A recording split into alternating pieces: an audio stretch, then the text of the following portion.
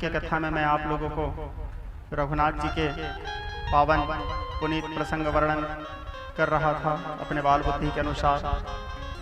माता पार्वती राम जी के विषय में भोले बाबा से प्रश्न किए थे। कहाँ?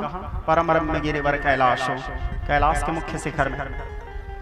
पहले दिन के कथा में मैं आप लोगों को विस्तार से समझा चुका हूँ। 7 प्रश्न की थी माता। कितना प्रश्न की थी? 7 प्रश्न। प्रथम सुकारण कहूँ विचारी, निर्गुण ब्रह्म सगुण बपधारी, पुण्य प्रभु कहूँ राम अवतारा, बाल चरित कह विविध उदारा। उसके बाद माता का एक प्रश्न था, बन बसी किन्हे चरित उदारा, किमि रोष जिमि रावण मारा। माता प्रश्न की थी, जंगल में निवास करते हुए रघुनाथ जी कौन कौन से लीला किए, वो सारे लीला को भी आप मेरे वास्ते वर्णन कीजिए। ये माता का प्रश्न था। भोले बाबा गिरिराज कैलाश में बैठे हुए हैं और कैलाश में बैठ करके माता जगदम्बा आदि शक्ति को कथा सुना रहे हैं। वहाँ नीलगिरी पहाड़ में काकभुसुंडी जी गरुण जी को कथा सुना रहे हैं और वही कथा तीर्थराज प्रयाग में याज्ञवल्क्य जी भरद्वाज जी को रसास्वादन करवा रहे हैं और अयोध्या में बैठ करके गोस्वामी तुलसीदास जी संतों के प्रति इसी कथा का वाचन कर रहे हैं, जिस कथा को मैं यहाँ आपके पदुमतरा में बैठ के आप लोगों को सुनाने जा रहा हूँ। कल के कथा में मैं आप लोगों को बताया महाराज दशरथ का मरण हुआ। महाराज दशरथ राम के वियोग में राम राम राम राम राम राम कहते कहते उनका प्राणांत हुआ, प्राण पखेरु निकल के उड़ गए।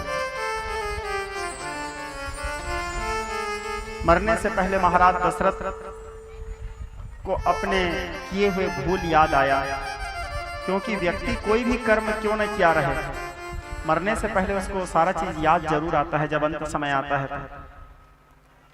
जब आखिरी समय आता है, हम जैसे हमसे कोई अपराध हुआ है, कोई त्रुटि हुआ है, ठीक है हम सबसे छिपाएंगे, पूरी दुनिया से छिपाएंगे, लेकिन हम तो जानते रहते हैं कि हमसे क्या पाप हुआ है। जब हमारा आखिरी समय आता है, जब हमको पता चल जाता है बस अब हम 2-4 दिन के साथी हैं, तब वो हमारे सारे किए हुए कर्म हमारे आंखों के सामने दिखते रहता है कि मैंने क्या किया, क्या नहीं किया, मुझे क्या करना था, क्या नहीं करना था। पछताता है। फिर जब अंत समय आता है तब फिर हमारे अंदर में ये विचार आता है, आहा मैंने ये नहीं किया, मुझे ये कर लेना था, मैं ये नहीं कर पाया, मुझे वो कर लेना था, मुझे ये नहीं करना था, मैं ये कर डाला। तब पश्चाताप होते रहता है। लेकिन एक बात बताऊं श्रोता समाज, हमारे सदग्रंथों में संत महात्मा लोग पुराणों में बार बार इस बात को कहते हैं, तब पछताने से क्या मतलब। तब पछता के भी आप लोग क्या कर लोगे? आप केवल बिस्तर में पड़े रह सकते हो। यदि पछताना है तो आज पछताओ, क्योंकि आज पछताओगे तो उसका कुछ निदान कर सकते हो, उसका कुछ प्रायश्चित कर सकते हो। महाराज दशरथ के जब मरण के समय आया, 2-4 दिन बचे थे, तो महाराज दशरथ को वो पुराना बात याद आया जो उसके जीवन में गलती हुआ था। कौन सा गलती? कल के कथा में आप लोगों को दोहरा चुका हूँ। श्रवण कुमार को महाराज सप्तभेदी बाण से मारे थे। कथा आप लोग सुने हैं, कल बताया भी। सप्तभेदी बाण से श्रवण कुमार को मारे थे। श्रवण कुमार के मारे जाने पर उनके माता पिता के पास जब श्रवण कुमार के शव को लेकर गए, ले जाने के बाद उनके माता पिता महाराज दशरथ को श्राप दिए। अंधा अंधी जो थे श्रवण कुमार के माता पिता, कि आज जैसे बेटा के वियोग में लोग मरते मरते श्राप दिए थे, आज जैसे बेटा के वियोग में हम मर रहे हैं, वैसे ही एक दिन अपने पुत्र के वियोग में तुम भी मर जाओगे महाराज। लेकिन कई बार कई ठो श्राप वरदान बन जाता है, कई बार कई श्राप वरदान का रूप ले लेता है। जैसे और ऐसे मेरे व्यक्तिगत दृष्टिकोण से मैं जहां तक देखा हूं, या मेरे देखने के दृष्टिकोण से, श्राप हमेशा वरदान ही का काम करता है। जैसे गजेंद्र ग्राह को श्राप मिला था, जाओ गजर ग्राह योनि प्राप्त करो, उस बहाने नारायण जी का दर्शन हुआ। यदि श्राप नहीं मिलता तो नारायण जी नहीं दिखते गजर ग्राह, ठीक है। और किन को श्राप मिला था? अहल्या को श्राप मिला था पाषाण होने का। अहल्या को श्राप मिला पत्थर हो गई, परिणाम स्वरूप राम जी आए। पर सत पद पावन शोक न सावन, प्रकट भई तम पुंज सही, राम जी का दर्शन हुआ। और किसको श्राप मिला था? यमलार्जुनों को श्राप दिए थे। कुबेर के पुत्र नल कुबर और मणिग्रीव को नारद जी श्राप दिए थे कि जाओ जड़ हो जाओ। नारद जी के श्राप मिला था, परिणाम स्वरूप भगवान कृष्ण के दिग्दर्शन हुआ, कृष्ण के साक्षात्कार हुआ। श्राप हमेशा कहीं ना कहीं आगे चल करके कल्याण का ही काम करता है। जैसे जय विजय को श्राप मिला था, हर बार उनके उद्धार करने के लिए साक्षात भगवान आते थे। श्राप महाराज दशरथ को श्राप मिला, जैसे पुत्र के वियोग में मैं मर रहा हूं वैसे ही पुत्र के वियोग में तुम मरोगे। आप लोगों को कदाचित मालूम होगा महाराज दशरथ संतानहीन थे, बांझ थे, उनके यहाँ संतान नहीं था। तो ये श्राप कहीं ना कहीं उसके बेटा होने का कारण, जैसे श्राप दिए, जैसे पुत्र के वियोग में मैं मर रहा हूं वैसे पुत्र के वियोग में तुम मरोगे। पुत्र होगा तब तो वियोग होगा, इनके यहाँ तो पुत्र नहीं थे, तो वो श्राप कहीं ना कहीं पुत्र होने का एक कारण बना।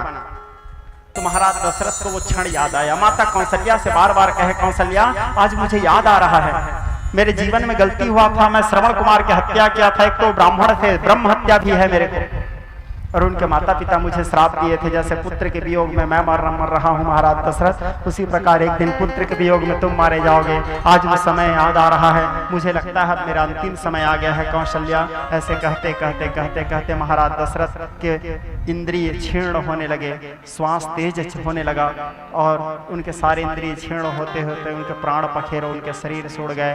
राम राम कही राम कही, राम राम कही राम, राम राम कही राम कही, राव गए सुरधाव। महाराज दशरथ के शरीर से प्राण निकला, साकेत की ओर प्रस्थान किया। विज्ञ स्नेही स्वजन, जिस समय महाराज, इसको भी देखो कर्म गति इसको कहा जाता है। महाराज दशरथ के 4 पुत्र थे, जिसमें स्वयं भगवान उनके पुत्र थे, और बाकी जो अन्य पुत्र थे भगवान के अंश थे। स्वयं भगवान उनके पुत्र और बाकी जो पुत्र थे भगवान के अंश थे। लेकिन जब महाराज दशरथ के प्राण त्याग किए, महाराज दशरथ जिस समय मरे, तो उसके 4 में से एक बेटा उनके पास नहीं है। कितना बड़ा दुर्भाग्य। प्राण त्यागते समय ऐसा बताया जाता है, बेटा के गोद में सिर रख करके पिता को प्राण त्यागना चाहिए। जिस समय पिता प्राण त्यागते हैं तो पुत्र को उस समय बिस्तर से उतार दिया जाता है, और बिस्तर से उतार करके सिराहना बेटा अपने गोद का बनाए, और बेटा के गोद में सिर रख करके पिता के जो प्राण छूटता है उस समय प्राण छूटना चाहिए, तो पिता सदगति को प्राप्त होते हैं, ऐसा कहा गया है। लेकिन महाराज दशरथ के प्राण त्यागते समय ना तो राम, न लक्ष्मण, न भरत, न शत्रुघ्न। भरत और शत्रुघ्न मामा गांव में हैं, और राम और लक्ष्मण दोनों भाई वनवास में चित्रकूट में निवास कर रहे हैं। ये भी कर्म शब्द देखो, कर्म घूम के हमारे पास आता ही है। शब्द भेदी बाण से महाराज दशरथ श्रवण कुमार को मारे थे, और अपने ही पत्नी के शब्द भेदी बाण से स्वयं मर गए। केकई के मुंह से जो बात निकला था, बाणों के समान ही तो बात था, जो महाराज दशरथ के हृदय में लग गया। तापस वेश विशेष उदासी, 14 वर्ष राम वनवासी। यही एक बात खा गया महाराज दशरथ। शब्द भेदी बाण से श्रवण को मारे, अपने ही पत्नी के शब्द भेदी बाण से खुद मर गए महाराज दशरथ। पूरे अयोध्या में अंधकार छा गया, दीपमालाएं बुझ गई। गुरु वशिष्ठ आए, क्योंकि संकट के समय में गुरु का कर्तव्य है कि वो आकर के सबको धैर्य बंधाए, क्योंकि गुरु को कहा जाता है शिष्य संताप हारणाए। गुरु कौन है? शिष्य के संताप को दूर करने वाले हैं। शिष्य संताप हारणाए। आए गुरु जी, सबको धैर्य बंधाया अयोध्या। हालांकि ये सारे घटना महाराज वशिष्ठ जी को पहले से पता था। इन सारे चीजों के बारे में वशिष्ठ जी पहले से जान रहे थे, क्योंकि वशिष्ठ जी जो थे वो गुरु थे, और गुरु जो होते हैं त्रिकालज्ञ होते हैं। साथ में गुरु ब्रह्मर्षि भी थे, ब्रह्मा जी के मानस पुत्र थे। वो तो ब्रह्मा जी के कहने पर आए थे। महाराज वशिष्ठ चाहते तो राम जी को वनवास जाने से भी रोक सकते थे, उसमें वो सामर्थ्य था। महाराज वशिष्ठ चाहते तो महाराज दशरथ को मरने से भी बचा सकते थे, उनके पास वो विद्या भी था। लेकिन फिर भी होत वही जो लीलार लिखे, हर कोटि उपाय करे ना। जो हमारे प्रारब्ध में लिखा जा चुका है वो होके रहेगा श्रोता समाज। कर्म गति टारे नाही डरे, कर्म गति टारे नाही डरे। गुरु वशिष्ठ सो पंडित ज्ञानी, सोधे लगन धरे। कई लोग शुभ मुहूर्त के पीछे दौड़ते हैं। आज शुभ मुहूर्त हो तो शुभ मुहूर्त में हम ये काम करेंगे। 1 मिनट के लिए विचार करो आप लोग, क्या सीता जी का शादी शुभ मुहूर्त में नहीं हुआ था? और वो मुहूर्त निकालने वाले भी कौन थे? कोई छोटे मोटे महाराज नहीं थे, स्वयं ब्रह्मर्षि वशिष्ठ, ज्योतिष शास्त्र में महारथ, सभी प्रकार के वेद शास्त्रों में जो निपुण, जो ब्रह्म को जानते थे, ब्रह्मर्षि थे। वो ब्रह्मर्षि शादी का मुहूर्त निकाले थे, पाणी ग्रहण का। लेकिन परिणाम क्या हुआ? गुरु वशिष्ठ सो पंडित ज्ञानी, सोधे लगन धरे। सीता सीता हरण मरण दशरथ के, वन में विपद परी, कर्म गति तारे नाही करे। कर्म का गति बड़ा निराला होता है श्रोता समाज। आज पूरे अयोध्या में सन्नाटा छा गया। आज सारा अवधरो पड़ा मार कर, आज सारा अवधरो पड़ा मार कर, राम का बन को जाना गजब हो गया। आज सारा अवधरो पड़ा मार कर, आज सारा अवधरो पड़ा मार कर, राम का बन को जाना गजब हो गया। राम का बन को जाना गजब हो गया। महाराज दशरथ के शरीर को कपड़े में लपेट करके तेल में डुबा के रखे। गुरु वशिष्ठ दूतों को संदेश भेजे। अब राम तो आ सकते नहीं थे, तो अग्नि संस्कार कौन करेंगे? छोटा बेटा। जबकि नियम से अग्नि कौन देता है? बड़ा बेटा। ज्येष्ठ पुत्र को अग्नि देने का अधिकार है, लेकिन अग्नि कौन देंगे महाराज दशरथ को? छोटे बेटा देंगे। भरत छोटा बेटा। छोटे बेटा अग्नि नहीं देता। छोटे बेटा उस परिस्थिति में अग्नि दे सकता है जब बड़े बेटा या तो अग्नि देने से इनकार कर दे, या तो स्वयं अग्नि न दे, या किसी कारणवश अग्नि अंत्येष्टि के समय यदि वो उपस्थित न हो पाए और वो स्वयं कहे कि मैं अग्नि नहीं दूंगा, तब उसके आदेश प्राप्त करके उसके छोटा भाई अग्नि संस्कार कर सकता है। दूसरा, पिंडदान भी ज्येष्ठ पुत्र ही करेगा। हाँ, छोटा भाई उसके साथ में बैठेगा। छोटा भाई उसके साथ में बैठ करके छोटा भाई हाथ स्पर्श करेगा, लेकिन सारी क्रिया ज्येष्ठ पुत्र को ही, ऐसे हमारे सब ग्रंथों में बताया गया है। हाँ, यदि छोटा बड़ा भाई नहीं है तब की स्थिति में फिर छोटा भाई वो क्रिया को कर सकते हैं। तो राम जी नहीं है, भरतलाल जी अग्नि संस्कार करेंगे, और भरत भी नहीं है तो भरत को बुलाने के लिए भेजना है। आप लोगों को पता है महाराज दशरथ के अग्नि संस्कार भरत क्यों किए? इसके पीछे का गूढ़ रहस्य क्या है? महाराज दशरथ के अग्नि संस्कार भरत क्यों किए? इसके पीछे का गूढ़ रहस्य क्या है? ऊपर ऊपर की कथा में यदि हम देखते हैं तो राम जी वनवास गए थे, इसलिए बड़े भाई नहीं है तो छोटे भाई करेंगे, इसलिए छोटे भाई किए। लेकिन वास्तव में राम जी नहीं करके भरतलाल जी के करने के पीछे यथार्थ कारण क्या है? मूल कारण यह था, एक समय की बात है, महाराज दशरथ के स्नेही स्वजन महाराज दशरथ देवासुर संग्राम में युद्ध करने जाते थे। आप लोगों को पता होगा सूर्यवंशी के राजा इतने प्रतापी रहते थे कि सूर्यवंशी के राजा कभी भूले भटक के स्वर्ग चले जाते थे। ऐसा कथा आता है मानस में। सूर्यवंश, जो राम जी जिस वंश में जन्म लिए थे उस वंश की गाथा है। भूले भटक के कभी सूर्यवंश के राजा महाराजा लोग इंद्र के पास स्वर्ग चले जाते थे, तो इंद्र सूर्यवंश के राजा को देख के अपने आसन से खड़े हो जाते थे। सोचो, धरती में रहने वाले राजा का इतना पावर कि वो स्वर्ग जाता था तो स्वर्ग के राजा अपने आसन छोड़ देता था उसको देखते। क्या सामर्थ्य, क्या पौरुष, या क्या उनके चरित्र रहा होगा, क्या जीवन शैली रहा होगा, क्या पुरुषार्थ रहा होगा। इंद्र आसन छोड़ के खड़े होते थे, उनको अर्घ देते थे, उनको पाद्य देते थे और अपने आसन से हट जाते थे। इंद्र के आधा आसन में सूर्यवंशी राजा बैठते थे और आधा आसन में इंद्र बैठते थे। धरती लोक में रहने वाले राजा स्वर्ग जाते थे तो इंद्र आसन छोड़ देता था। राम जी के पूर्वजों की गाथा है। इतने प्रतापी राजा थे। कौन? महाराज दशरथ, या महाराज दशरथ के जो अन्य पूर्वज थे वो राम जी के पूर्वज। तो देवता लोग जब देवासुर संग्राम होता था, युद्ध करते थे, कई बार जब वो लोग युद्ध करते करते देवासुर संग्राम में असुरों के ऊपर विजय प्राप्त नहीं कर पाते थे, तो सूर्यवंश के राजाओं से सहायता लेने आते थे। सोचो, स्वर्ग के युद्ध में धरती के राजा से सहायता लेने आते थे देवता लोग, इतने प्रतापी थे। कई बार महाराज दशरथ सहायता दिए हैं, कई बार महाराज दशरथ जाके सहायता किए हैं। किनके? इंद्र के। तो इंद्र के सहायता करने के लिए देवासुर संग्राम में गए। युद्ध चलने लगा। देवासुर संग्राम युद्ध करते करते असुरों के शस्त्राघात से महाराज दशरथ मूर्छित हो गए और मूर्छित होकर के स्वर्ग से पृथ्वी की ओर गिर रहे थे। इतने ऊपर से गिर रहे थे, अब कहीं वो धरती में गिरते तो महाराज दशरथ का तो गए हैं। इतने ऊपर से गिर रहे थे वो शस्त्राघात से मूर्छित होकर के। तो महाराज दशरथ सूर्यवंश के राजा है और उसको गिरते हुए देखे कौन? गीधराज जटायु। कौन देखे?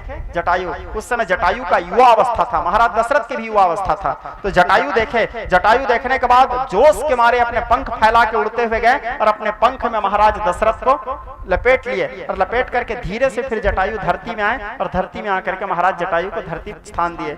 उसके बाद महाराज देखे कि जटायु मुझे बचाया है, तो जटायु से हाथ जोड़ करके महाराज दशरथ कहते हैं, आप मेरे प्राण की रक्षा किए हो, प्राण दान दिए हो आप मुझे, आप मेरे मित्र हो। जटायु के साथ मित्रता की अग्नि को साक्षी मान के। कौन? महाराज दशरथ। ये जटायु जो सीता जी को बचाने के लिए जिसका पंख कटा था, ये महाराज दशरथ के मित्र हैं। अग्नि को साक्षी मान करके जटायु के साथ मित्रता किया गया था। उसके बाद बोले कि आप मेरे प्राण बचाए हो, तो इसके बदले मेरे को आपको कुछ देना चाहिए, नहीं दूंगा तो मैं ऋणी रहूंगा। मैं आपके लिए कुछ किया हूं तो उसके लिए बदले आपको मेरे को कुछ करना पड़ेगा ना, तो आप ऋणी रहोगे। तो आप मेरे प्राण बचाए हो मित्र, तो मैं आपके लिए क्या कर सकता हूं? बोले मित्रता में लेन देन कैसा मित्र? बोले मुझे कुछ नहीं चाहिए। बोले लेकिन कुछ नहीं दूंगा तो मैं ऋण को समझते रहूंगा, कुछ नहीं दूंगा तो मैं। तो हमारे प्रसंग में आइए, मैं आप लोगों को बता रहा था जटायु और महाराज दशरथ की मित्रता के बारे में। जटायु को अग्नि को साक्षी मान करके महाराज दशरथ मित्रता की है। मित्रता करने के बाद उनको बोले आपको कुछ दूंगा तभी मैं ऋण से ऋण होऊंगा मित्र। बोले मेरे को कुछ नहीं चाहिए मित्र। बोले लेकिन मैं अपने आप को ऋणी समझते रहूंगा, राजा को ऋणी नहीं होना चाहिए।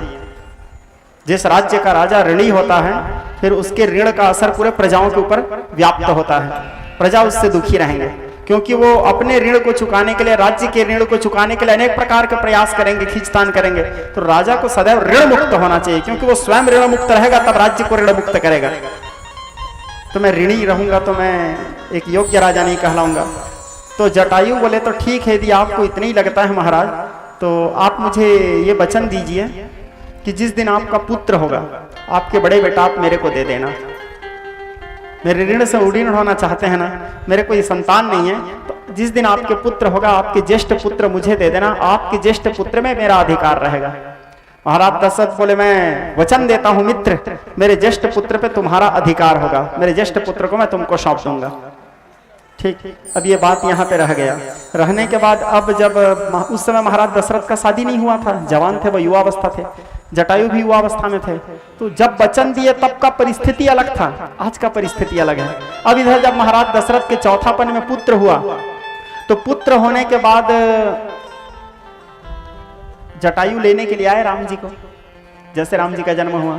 अब राम जी से चारों बेटाओं में सब, हालांकि चारों बेटाओं से महाराज दशरथ समान प्रेम करते थे, लेकिन फिर भी राम राम थे। राम के लिए वो स्पष्ट बोले हैं विश्वामित्र जी को, सब सुत मोहि प्राण की नाई, राम देत नहीं बनत गोसाई। यद्यपि मेरे लिए मेरे चारों बेटा एक समान है, लेकिन फिर भी राम राम है। मैं राम, जब विश्वामित्र जी को देने के लिए वो आनाकानी कर दिए जो गुरु थे, तो यहाँ तो जटायु मांगने आया था, तो जटायु को बोले मैं राम को नहीं दे पाऊंगा मित्र। तो जटायु रोते हुए महाराज कि मेरे पिताजी जटायु को वचन दिए थे, और राम जी इस बात को कैसे टूटने देते कि रघुकुल रीत सदा चली आई। राम जी के वनवास जाने का एक कारण यह भी था। जटायु के अग्नि संस्कार कौन किए? राम जी किए। आगे चल के अभी थोड़ी देर में कथा आने वाला है। जटायु के अग्नि संस्कार कौन किए? राम जी किए। और दशरथ के अग्नि संस्कार कौन किए? भरतलाल जी किए। क्यों? क्योंकि वो राम जी को, जटायु को सौंप चुके थे, वो स्पष्ट बोल चुके थे कि राम को मैं तुमको दे रहा हूं मित्र। यही राम जी के वनवास जाने के पीछे कारण यह था, इसीलिए राम जी जटायु के अग्नि संस्कार किए और भरतलाल जी महाराज दशरथ के अग्नि संस्कार किए। तो वित्त स्नेही स्वजन, भरतलाल जी को ननिहाल गुरु महाराज वशिष्ठ खबर भेजे। दूत से कहे, जो दूत खबर लेके जा रहे थे उन दूतों से कहे, दूतों जा करके भरतलाल को ये बोल देना तो ठीक नहीं है कि तुम्हारे पिता मर गए। अचानक जाकर के कोई आदमी को बोल दोगे तुम्हारे पिताजी मर गए, बाहर में है, तो वो तो व्यक्ति हड़बड़ा जाएंगे, हैं? तो उनको ये बोलना उचित नहीं है। अब भरतलाल जी को कोई दूसरा चीज बोलोगे तो भरतलाल आने में देरी कर सकता है। बोले ठीक है, अब अयोध्या में कोई काम है तो ठीक है, आज शाम को निकलूंगा बोल के कहीं रुक गए तो भरतलाल जी ऐसे क्या उपाय करें जिससे भरतलाल जी तुरंत आ जाए वापस। कहां से? केकय देश से। तो गुरु महाराज वशिष्ठ विचार किए। गुरु जी को अपने शिष्य के ऊपर अभिमान था, भरोसा था, भरतलाल जी के चरित्र को, उनके जीवन शैली को देख देख के स्वयं गुरु महाराज वशिष्ठ भी राम कथा में ऐसे आता है मानस में, भरतलाल जी के जीवन शैली को देख के उनके गुरु जी के बुद्धि काम करना बंद कर देता था। सोचो, गुरु के दिमाग काम करना बंद कर देता था। भरत महामहिमा जल राशि मुनि मति ठाड़ रही अबलासी। क्या विलक्षण गुरु भक्ति करते थे भरतलाल जी। स्वयं उनके गुरु के दिमाग काम नहीं करता था। बोले क्या है ऐसे गुरु भक्ति, इतना विचित्र गुरु भक्ति। कौन? भरतलाल। तो बोले एक काम करना, जाके भरतलाल से बस इतना कहना कि गुरु महाराज वशिष्ठ तुमको याद किए हैं। मेरे को मालूम है, यदि उसको ये पता चल गया कि गुरु जी मेरे को याद किए हैं, तो वो जहां होगा, जिस अवस्था में होगा, जैसे अवस्था में होगा, वो एक क्षण भी विलंब नहीं करेगा, तुरंत दौड़ते हुए आएगा। गुरु जी को विश्वास था। इसलिए बोले जाकर के भरत से कहना दशरथ मर गए मत बताना, या और अन्य कोई बात मत बोलना, सीधा स्पष्ट बोलना गुरु जी याद किए हैं। दूत गए, जाकर के भरतलाल से मिले। भरतलाल जी उस समय पूरे वस्त्र भी नहीं पहने थे, अर्धनग्न अवस्था में थे, बस धोती पहने हुए थे, ऊपर गामछा भी नहीं पहने थे, पदत्राण भी नहीं पहने थे, चप्पल भी नहीं पहने थे, पनही भी, सिंहासन में बैठे हुए थे। दूत आए, अयोध्या से दूत आए हैं। तो भरतलाल जी बोले बुलाइए उनको। भरतलाल जी बोले कैसे आना हुआ? तो दूत बोले आपको प्रणाम करते हुए मैं ये कहना चाहता हूं महाराज भरत कि आपके गुरु महाराज वशिष्ठ आपको याद किए हैं। भरत आसन में बैठे हुए थे, जैसे उनके कानों में सुनाई दिया गुरु जी याद किए हैं, भरत वैसे उसी अवस्था में वहीं से दौड़ने लगे गुरु जी के पास जाने के लिए। बोले गुरु जी मेरे को याद किए, गुरु जी मेरे को याद किए, गुरु जी मेरे को याद किए। पागलों की भांति खुशी के मारे, क्योंकि देखो हम गुरु को याद करें, हम गुरु को याद करें, यह हमारा भाग्य है, क्योंकि बिना भाग्य से हम गुरु को याद नहीं कर सकते। गुरु हमको तभी याद आते हैं जब हमारा भाग्य अच्छा है, और गुरु हमको याद करें यह सौभाग्य है। गुरु यदि हमको याद कर लिए किसी कारणवश, तो ये हमारा सौभाग्य। हम गुरु को याद कर रहे हैं तो ये हमारा भाग्य है, और गुरु हमको याद कर रहे हैं तो हमारा सौभाग्य है। दौड़ते हुए निकले, पदत्राण तक नहीं पहने थे, गामछा तक नहीं रखे थे, जैसे थे वैसे उसी अवस्था में दौड़ पड़े। शत्रुघ्न लला देखे भैया दौड़ रहे हैं, तो शत्रुघ्न तुरंत फिर रथ तैयार किए, और रथ तैयार करके भरत के पीछे पीछे रथ लेके आए। फिर आधे रास्ते में भरतलाल जी को रथ में बिठाए। रथ में बिठाने के बाद भरतलाल जी और शत्रुघ्न के साथ में पहुंचे कहां? गुरु वशिष्ठ जी के आश्रम। गुरु वशिष्ठ जी को प्रणाम किया, उनके चरणों में सिर टिकाया। भरतलाल जी बड़े नम्रता पूर्वक कहते हैं गुरु जी आपने मुझे याद किया, गुरु जी मेरे लिए क्या आदेश है गुरु जी? गुरु महाराज वशिष्ठ बोले बेटा यात्रा करके आए हो, जा करके स्नान करो, जलपान करो, मैं आ रहा हूँ, अयोध्या में रहो पुत्र, पहले अपने थकान दूर कर लो। बोले जो आदेश गुरु जी। इस प्रकार कह करके अपने गुरु के चरणों में, उनको भरत को कुछ मालूम नहीं है, उनके चरणों में सिर नवा करके भरतलाल जी अयोध्या की ओर प्रस्थान किए। जाते समय अनेक प्रकार के अपशगुन होने लगे।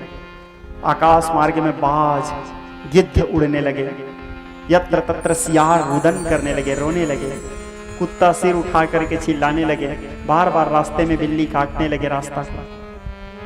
अनेक प्रकार के अमंगल होने लगते थे। भरतलाल जी का हृदय घबराने लगा। भरतलाल जी शत्रुघ्न लला से कहे भाई शत्रुघ्न, न जाने क्यों मेरा हृदय घबरा रहा है भाई, मुझे समझ नहीं आ रहा है, मुझे ऐसे लग रहा है कि गुरु जी मेरे को बुलाए हैं तो शायद अयोध्या में कुछ अपशगुन हुआ है भाई, कुछ अमंगल हुआ है, न जाने क्यों मेरा हृदय घबरा रहा है भाई। इस प्रकार कहने लगे। शत्रुघ्न लला कहते हैं कोई बात नहीं भैया, जाके देखते हैं, जो भी होगा देखेंगे। अब जैसे अयोध्या के नगरी प्रवेश किए, अयोध्या के घर के दरवाजे सब लोगों के बंद थे, पूरे अयोध्या के समस्त नर नारी के घर के द्वार बंद थे, सब लोग अपने अपने घर के दरवाजे में बैठे थे, सिर में हाथ रख के। भरतलाल को गुजरते देखे तो भरत को देखे सब लोग हीन दृष्टि से देखने लगे भरत को। पूरे अयोध्या के नर नारी भरतलाल को हीन दृष्टि से देखने लगे। सबको ये लगने लगा, क्योंकि सबको क्या लग रहा था, भरतलाल केकय देश जानबूझ के गए थे, अपने माँ को सिखा पढ़ा के।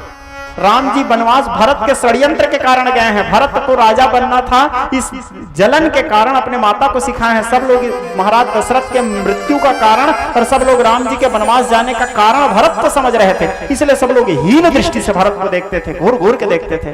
भरतलाल जी शत्रुघ्न से कहे भैया ये सब लोग मेरे को इस प्रकार क्यों देख रहे हैं, हीन दृष्टि से क्यों देख रहे हैं, मेरा हृदय घबरा रहा है भैया।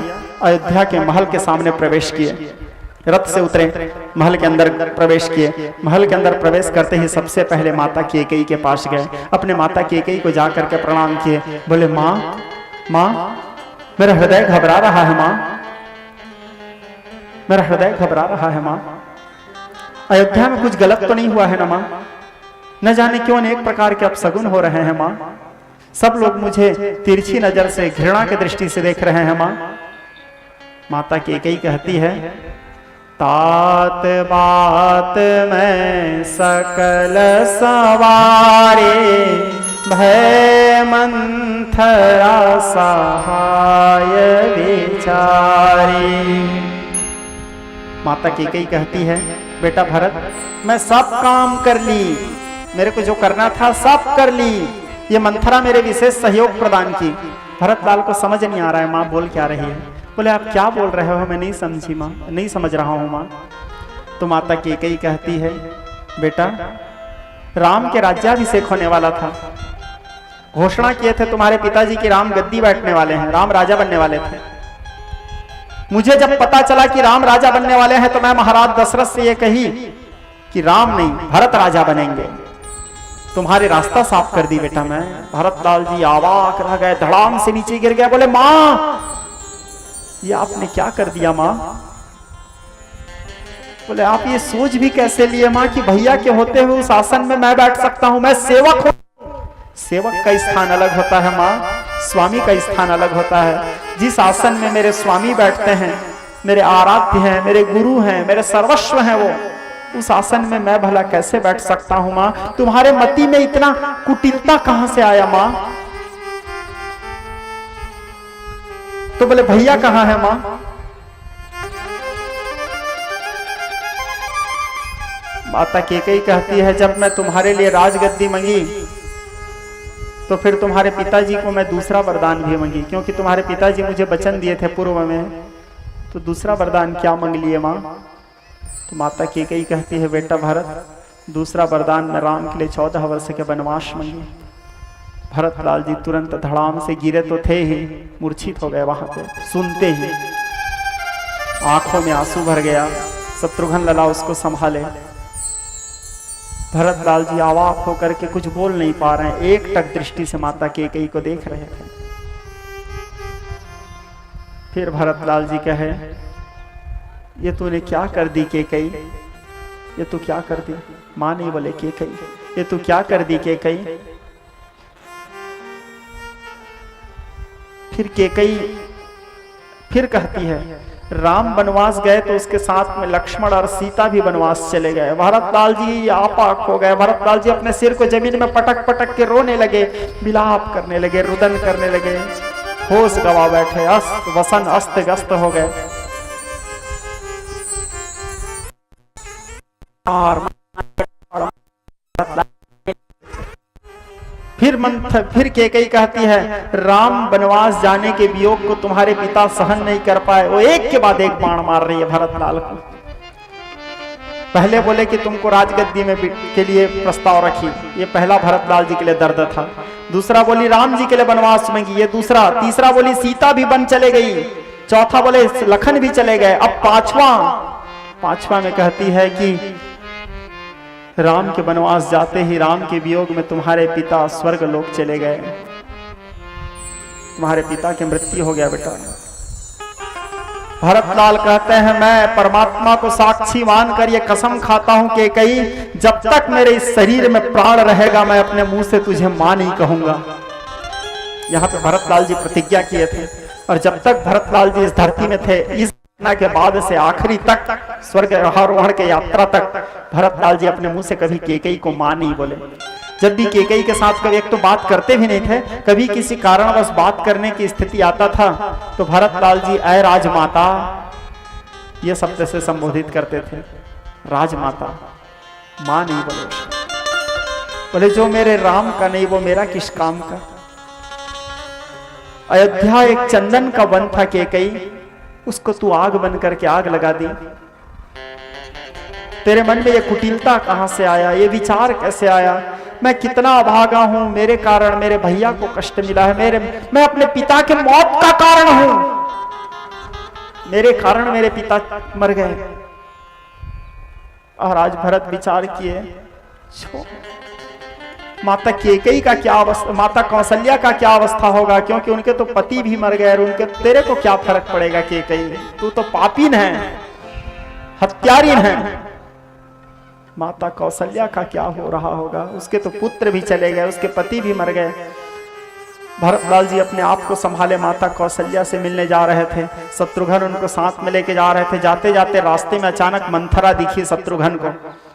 जैसे मंथरा दिखी, शत्रुघ्न अपने आप को संभाल नहीं पाया। शत्रुघ्न विचार कि इसी मंथरा के कारण राम को वनवास जाना पड़ा, इसी मंथरा के कारण मेरे पिता को प्राण त्यागना पड़ा है, इसी मंथरा के कारण आज भैया भरत की अवस्था है। कूद के लात मारे मंथरा के पीठ में, मंथरा धड़ाम से गिरी, उसके दांत टूट गए, मुंह से खून निकलने लगे। लेकिन भरत दया निधि दिन न छुड़ाई। भरतलाल जी शत्रुघ्न को छुड़वा लिए। शत्रुघ्न को बोले छोड़ो भाई, इसका कोई दोष नहीं है, मंथरा का पापी मैं हूं भाई। भरतलाल पूरा दोष अपने ऊपर ले रहे हैं। भरतलाल कहते हैं पापी मैं हूं, ना ही मेरा जन्म होता ना तो मेरे भैया वनवास जाते, मैं जन्म लेके गलती कर दिया भाई। शत्रुघ्न को साथ में लेके माता कौशल्या के पास गए। कौशल्या अपने कक्ष में पलंग में बैठी हुई थी। भरतलाल जी बाहर से दरवाजे से देखे, माता कौशल्या का मुंह उतरा हुआ था, वसन अस्त व्यस्त था, बाल बिखरा हुआ था। भरतलाल जी की हिम्मत नहीं हो रहा था माता कौशल्या के पास जाने का। बड़े मुश्किल से भरतलाल जी अपने आप को संभाले, आवाज दिए, बोले माँ। माता कौशल्या जैसे भरत आवाज सुनी, माता कौशल्या दौड़ते हुए पलंग से भरत से मिलने आ रही थी। अचानक माता कौशल्या के पैर उसके साड़ी में फंस गया, धड़ाम से माता नीचे गिरी, उनके सिर में चोट लगा, खून निकलने लगा। माता कौशल्या क्षण भर के लिए मूर्छित हो गई। भरतलाल जी आए, उठाए, उनको संभाले, उसको अपने गोद में लिए, कहने लगे माँ तुम ये मत सोच लेना माँ कि भैया के वनवास जाने में मेरा षड्यंत्र था।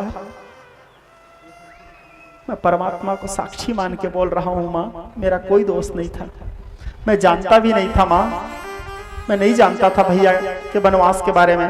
पिताजी के मृत्यु का कारण भी मैं नहीं हूं माँ, पिताजी के मृत्यु का कारण मैं नहीं हूं, भाभी के वनवास जाने का कारण भी मैं नहीं हूं माँ, मेरा कोई अपराध नहीं है माँ, मुझे अपराधी मत समझना, मुझे दोषी मत समझना माँ। माता कौशल्या कहती है बेटा भरत, मोरे राम भरत दो आंखी, सत्य कहा हूं मैं शंकर साखी। मेरे लिए तो राम और भरत दोनों एक समान हैं। तुम राजा बनो या भरत राजा बने, मेरे को इससे कोई तकलीफ नहीं है बेटा, मेरे लिए तुम भी वही हो, राम भी वही है। राम के वनवास जाने का भी कोई दुख नहीं है, 14 वर्ष तो है बेटा, काट लेंगे राम। दुख तो इस बात का है बेटा कि इन सब के चलते तुम्हारे पिताजी मुझे छोड़ के चले गए। एक नारी के जीवन में सिंदूर का बहुत महत्व होता है बेटा, भले वो 5 रुपए 10 रुपए में मिल जाए, लेकिन जब तक वो हमारे मांग में है, हमारे श्रृंगार है, सौंदर्य है, हम हैं, वो सिर से हटते ही सारा सौंदर्य नष्ट हो जाता है। संसार वाले भी उसको वो सम्मान नहीं देते जो सम्मान उसके मांग में सिंदूर के रहते तक होता है। बोले वैधव्य अवस्था के दुख में तुमको कैसे बताऊं बेटा, मेरे तो सब कुछ उजड़ गया भरत, जीने की इच्छा नहीं है बेटा। भरतलाल जी का ऐसा ना कहो माँ, ठीक बोल रहे हो माँ, मैं स्वीकार स्वयं कर लेता हूँ, भैया के वनवास जाने के कारण मैं ही हूँ माँ, मेरे कारण ही भैया वनवास गए, आपकी इस वैधव्य अवस्था का कारण भी मैं ही हूँ माँ, मेरे कारण आपके मांग के सिंदूर उजड़ा।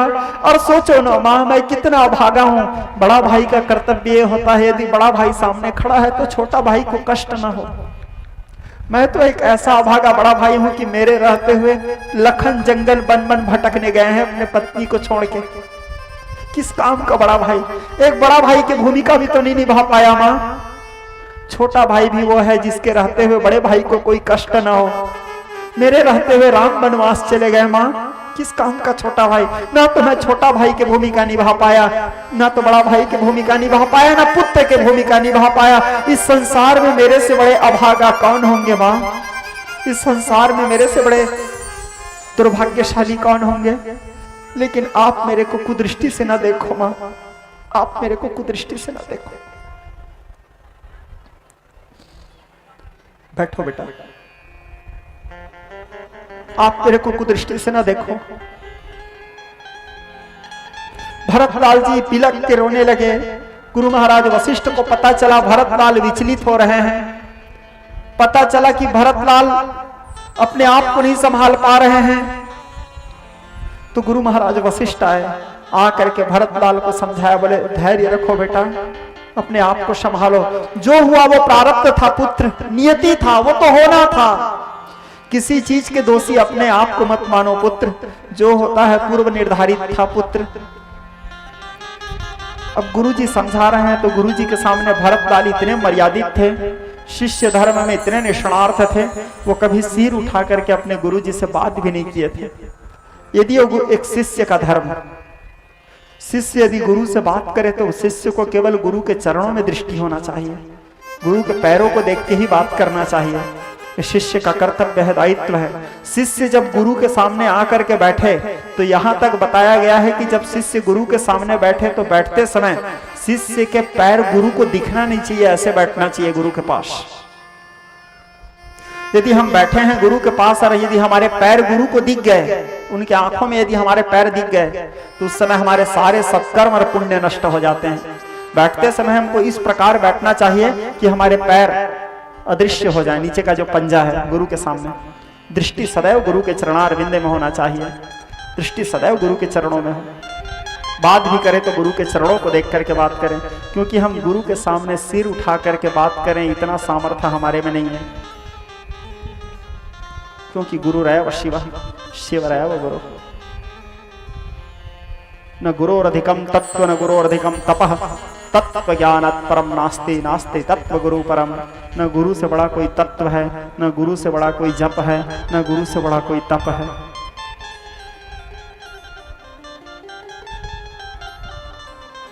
यदि हम गुरु के समीप जा रहे हैं, यदि हम पादुका पहने हैं, पदत्राण पहने हैं, चप्पल पहने हैं, तो हमको इस बात का भी ध्यान रखना चाहिए कि हमारे पादुका का आवाज या पदत्राण का आवाज भी गुरु के कानों में सुनाई नहीं देना चाहिए।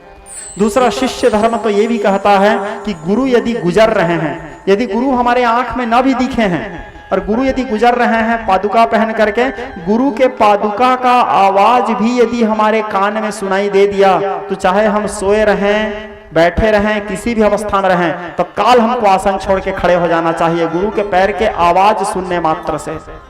क्योंकि गुरु कोई इंसान नहीं होते, गुरु साक्षात परब्रह्म, गुरु साक्षात भगवान है, गुरु कोई मनुष्य नहीं है।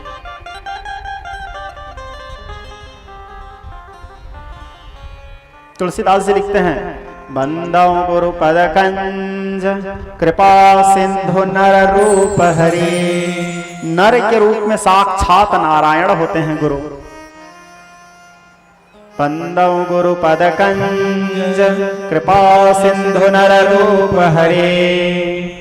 महामोह तम पुंज जासु बचन रवि कर निकर।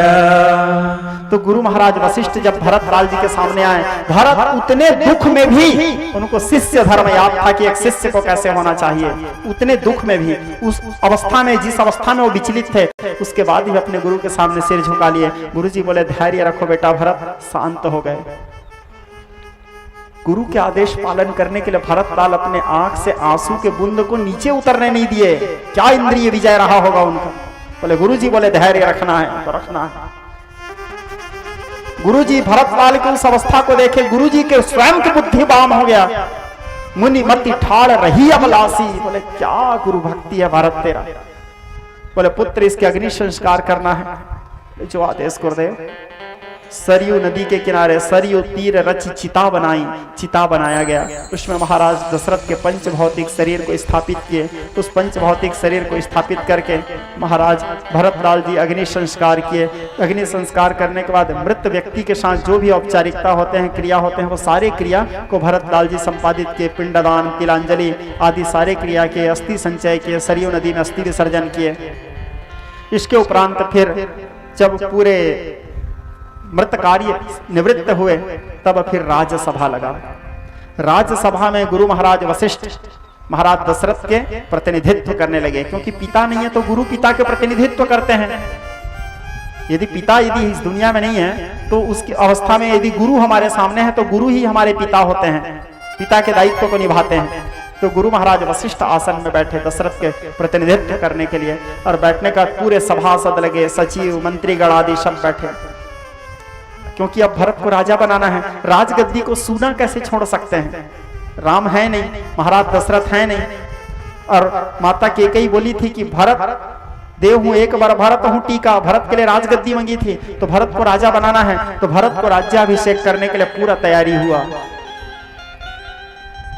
भरत लाल जी को बुलाने के लिए भेजा गया, सैनिक बुलाने के लिए जा ही रहे थे। गुरु महाराज वशिष्ठ बोले रुको, भरत लाल को जाके ये मत कहना कि राज्याभिषेक के लिए बुलाया जा रहा है, नहीं आएगा, प्राण त्याग देगा वो।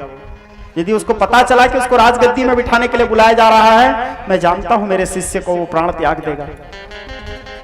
और उसको जाकर के यदि कोई ये बोलेंगे कि तुमको राज्यसभा में बुलाया जा रहा है, तो वो गर्वान्वित नहीं होगा कि मेरे को राज्यसभा में बुलाया जा रहा है। भरत लाल जी के लिए इस राज्यसभा का कोई महत्व नहीं है। भरत को जाकर के ये कहना कि राज्यसभा में गुरुजी उनको याद कर रहे हैं, वो तुरंत आएगा। सेवक गण गए, जाकर के भरत लाल कक्ष में बैठे थे। भरत लाल अपने आप को संभाल नहीं पा रहे थे, बार बार अपने पिताजी को, रघुनाथ जी को, माता सीता को, लखन लाल को याद कर करके रो रहे थे। बड़े दीनहीन अवस्था में थे। सैनिक गए, जाकर के भरत लाल जी से कहे महाराज आपको आपके गुरुजी राज्यसभा में बुला रहे हैं। भरत लाल जी उठे, अपने गुरु महाराज को वहीं प्रणाम किए, राज्यसभा में आए।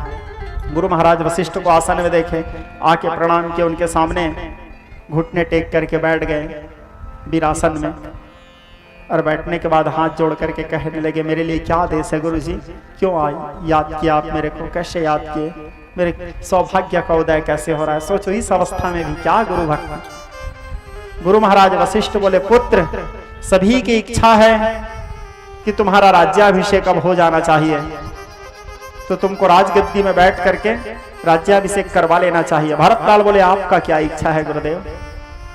बोले सब चाह रहे हैं बेटा कि तुम राजगद्दी में बैठ जाओ। भरत लाल बोले मेरे को सबसे मतलब नहीं है गुरुदेव, आपका क्या आदेश है? गुरु महाराज वशिष्ठ बोले तुम्हारे पिताजी से तुम्हारी माँ यही वरदान मांगी थी बेटा कि तुम राजगद्दी में बैठ जाओ। बोले मेरे को उससे मतलब नहीं है गुरुदेव, आपका क्या आदेश है? गुरु महाराज वशिष्ठ में भी इतना सामर्थ्य नहीं था कि वो भरत लाल को ये बोल दे कि तुम बैठ जाओ बेटा राजगद्दी में, क्योंकि गुरु महाराज वशिष्ठ इस बात को भी जानते थे कि मैं बोलूंगा मतलब भरत बैठेगा, और गुरु महाराज वशिष्ठ ये भी जानते थे कि मेरे बोलने से भरत बैठ तो जाएगा लेकिन तत्काल उसके प्राण पखेर उड़ जाएंगे। गुरु के आदेश पालन करने के लिए बैठेगा जरूर, लेकिन राम के वियोग में, राम के आसन में उसको यदि बिठा दिए तो उसका प्राण निकल जाएगा। तो गुरु महाराज वशिष्ठ अपने मुंह से ये नहीं बोले कि मेरा आदेश है तुम बैठ जाओ।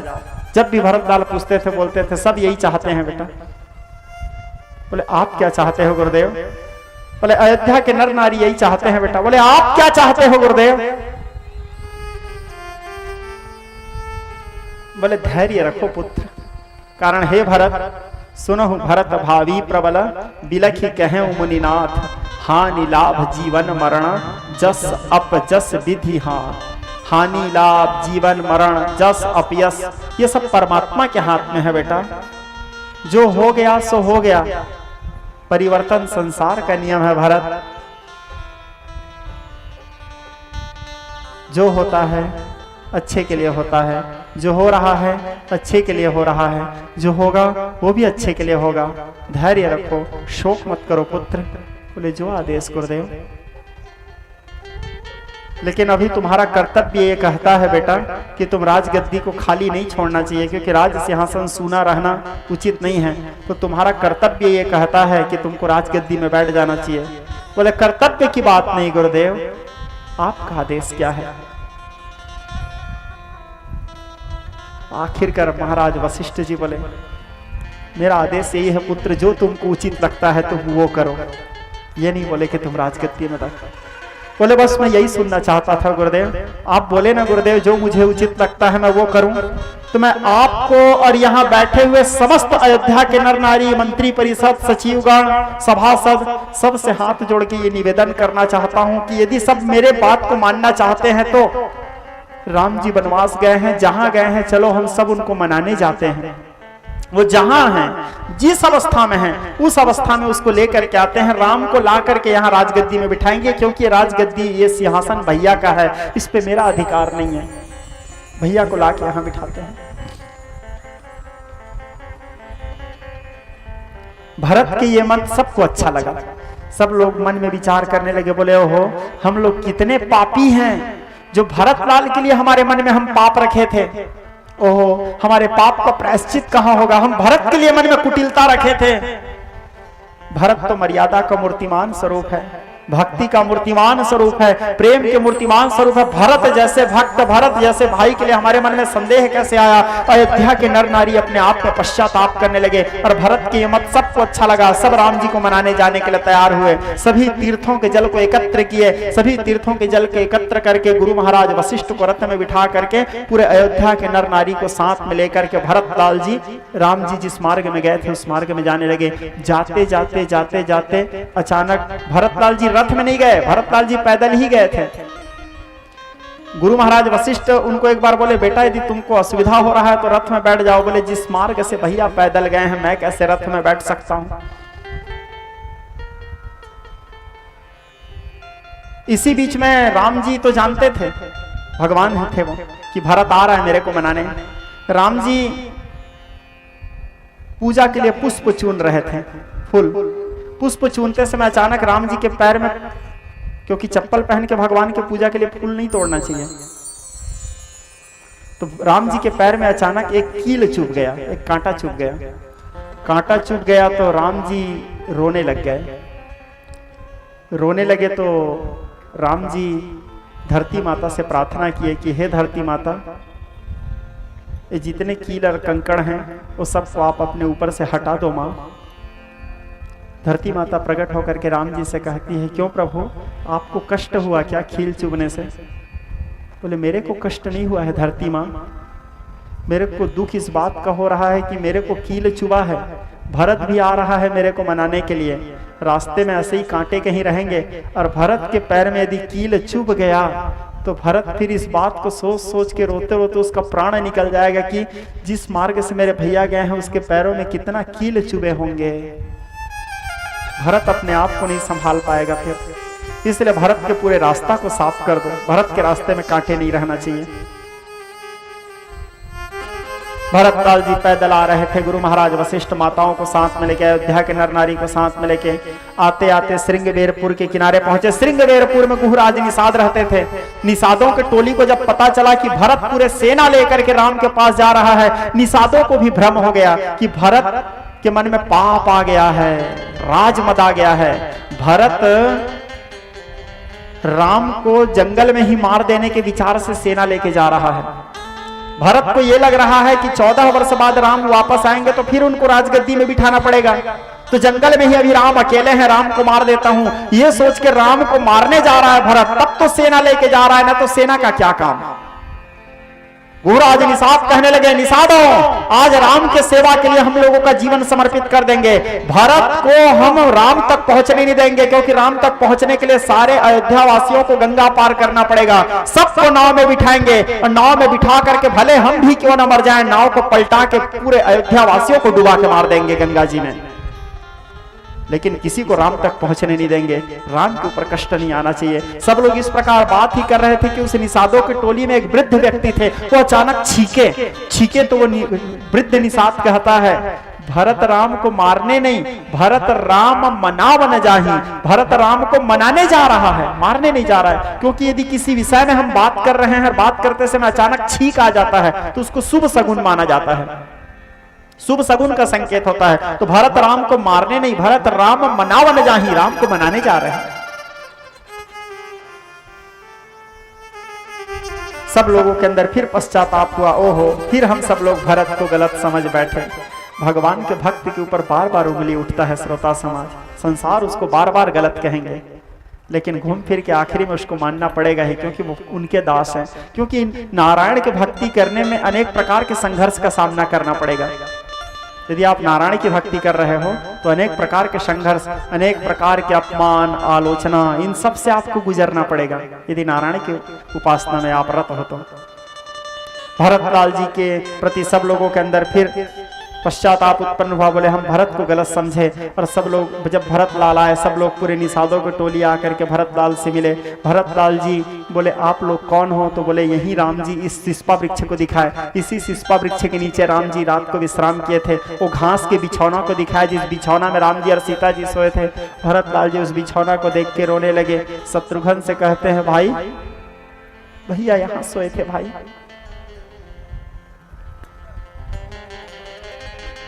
जो मखमल से कभी नीचे नहीं उतरते थे भाई, इस पेड़ के नीचे में रात्रि को भैया घास की बिछौनों में सोए थे भाई। जानते हो शत्रुघ्न, इस पाप का भागीदार मैं हूं, मेरे कारण भैया को यहाँ सोना पड़ा।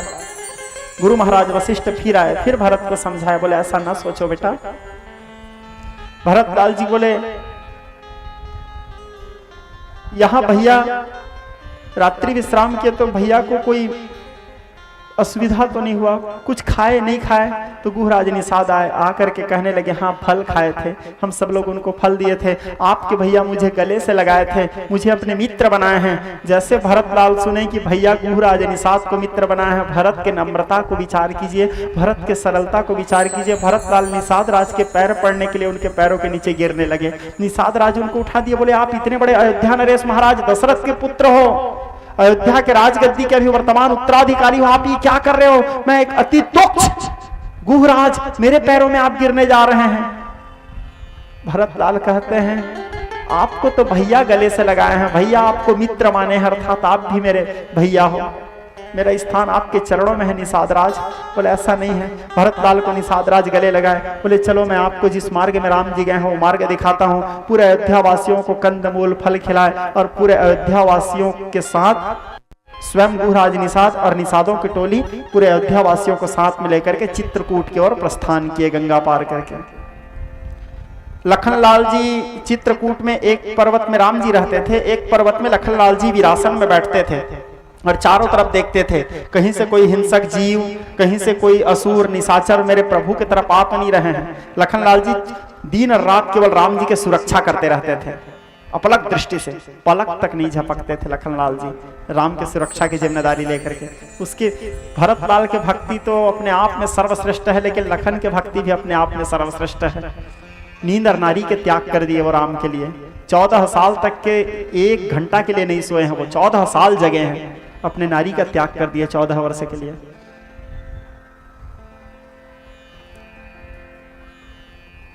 शत्रुघ्न लखनलाल दूर से देखते हैं कि भरत के पूरे सेना आ रहा है, तो लक्ष्मण के मन में भी भ्रम हो गया। लक्ष्मण ये सोचता है कि भरत पूरे सेना लेकर के क्यों आ रहा है चित्रकूट के तरफ? कहीं ये भरत राम भैया को मारने के लिए तो नहीं आ रहा है सेना लेके? भरतलाल मारे क्रोध के पैर लखनलाल मारे क्रोध के पैर पटकते आए राम जी के पास, कहने लगे भैया भरत को राजमद हो गया है भैया, भरत आपको मारने के लिए सेना लेके आ रहा है भैया। उसको अयोध्या की गद्दी मिलने के बाद उसको कुर्सी का घमंड हो गया है भैया, और बात भी तो सत्य है भैया, अस को है जन्मा जगवाही प्रभुता पाही जाहि मदनाही। दुनिया में ऐसे कौन है भैया जिसको कुर्सी मिलने के बाद अहंकार न हुआ हो? भरत को भी अहंकार हो गया भैया, वो आपको मारने आ रहा है भैया। वो ये सोच रहा है कि आप वन में अकेले हो, आपको आकर के वन में मार के अयोध्या में कंटक राज्य करेगा, लेकिन ये भरत का भूल है भैया। लखनलाल के होते हुए राम तक भरत नहीं पहुंच सकता। आज मैं भरत को उसके इस अज्ञानता का उचित दंड दूंगा। यदि भरत को बचाने के लिए जौ सहाय शंकर सत होई, 100 भगवान शंकर भी आकर के यदि आज भरत की रक्षा करेंगे तो भी आज लखन से भरत को कोई नहीं बचा सकते। आज मैं भरत को उचित दंड दूंगा। आपके चरणों को साक्षी मान के प्रतिज्ञा करता हूं भैया। आकाशवाणी होने लगा। बोले लक्ष्मण राम के प्रति तुम्हारा प्रेम और निष्ठा धन्य है, किंतु भरत के प्रति संदेह करना उचित नहीं है। भरत राम को मारने नहीं, भरत राम को मनाने आ रहा है। लखन के हाथ से धनुष बाण छूट गए। लखनलाल जी घुटना टेक दिए, राम जी आए, लखन को उठाया, बोले शोक मत करो भाई, ठीक है मेरे प्रति तुम्हारा प्रेम है इसलिए तुम ऐसा सोचे, लेकिन अयोध्या का राजगद्दी क्या भाई? भरत को यदि ब्रह्मा विष्णु और महेश की गद्दी भी मिल जाए, ब्रह्मा विष्णु और महेश के भी पद मिल जाए, तो भी भरत को कभी अहंकार नहीं हो सकता। उसी बीच में भरतलाल जी चित्रकूट के उस पर्वत के तट आए जिस पर्वत में रघुनाथ जी निवास कर रहे थे। दूर से राम जी को देखे, भरतलाल जी दौड़ते हुए राम जी के पास जा रहे थे। उधर से राम जी जैसे भरत को देखे, रघुनाथ जी भी दौड़ते हुए आए। जब रघुनाथ जी दौड़ते हुए आए तो रघुनाथ जी के गामछा नीचे गिर गए, धनुष नीचे गिर गए, तुणीर नीचे गिर गया। तुणीर अर्थात जिसमें बाणों को रखते हैं, तुणीर नीचे गिर गए और हाथ के धनुष बाण नीचे गिर गए। 4 चीज राम जी का गिरा था, पट, तुणीर, धनुष और बाण, चारों हाथ से गिर गए। 4 चीज छोड़ के आए हैं राम जी भरत से मिलने के लिए। क्यों? क्योंकि भरत भी राम जी से मिलने के लिए 4 चीज छोड़ के गए हैं। आते आते गंगा जी के पूजा करते हुए माँ गंगा से वरदान मांगते हुए भरतलाल जी कहे थे, अर्थ न धर्म न काम रुचि गति न चाहो निरवान, जन्म जन्म रति राम पद यह वरदान नयान। ना मुझे अर्थ चाहिए, न धर्म चाहिए, न काम चाहिए और न मोक्ष चाहिए। चारों का त्याग कर दिए थे भरतलाल जी। मैं केवल मात्र भगवान के चरणों को चाहता हूं, क्योंकि भक्त भगवान के चरणों के अतिरिक्त भक्त के मन में कोई चाह नहीं रहता।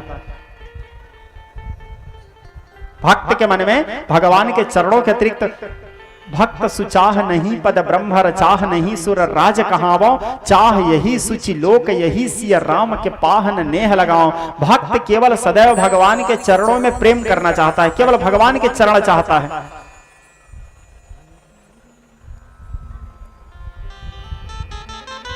वाल्मीकि जी भी इस बात को राम जी से कहे हैं। अभी थोड़ी देर कल बताया था आपको कथा, जाहि न चाहिए कबहि कछु तुम सह सहज स्नेह, बसहु सदा तिन के हृदय जो रा उर उर गेह। जिसको स्वप्न में भी आपसे कुछ नहीं चाहिए प्रभु, आप उन्हीं के हृदय में निवास करो।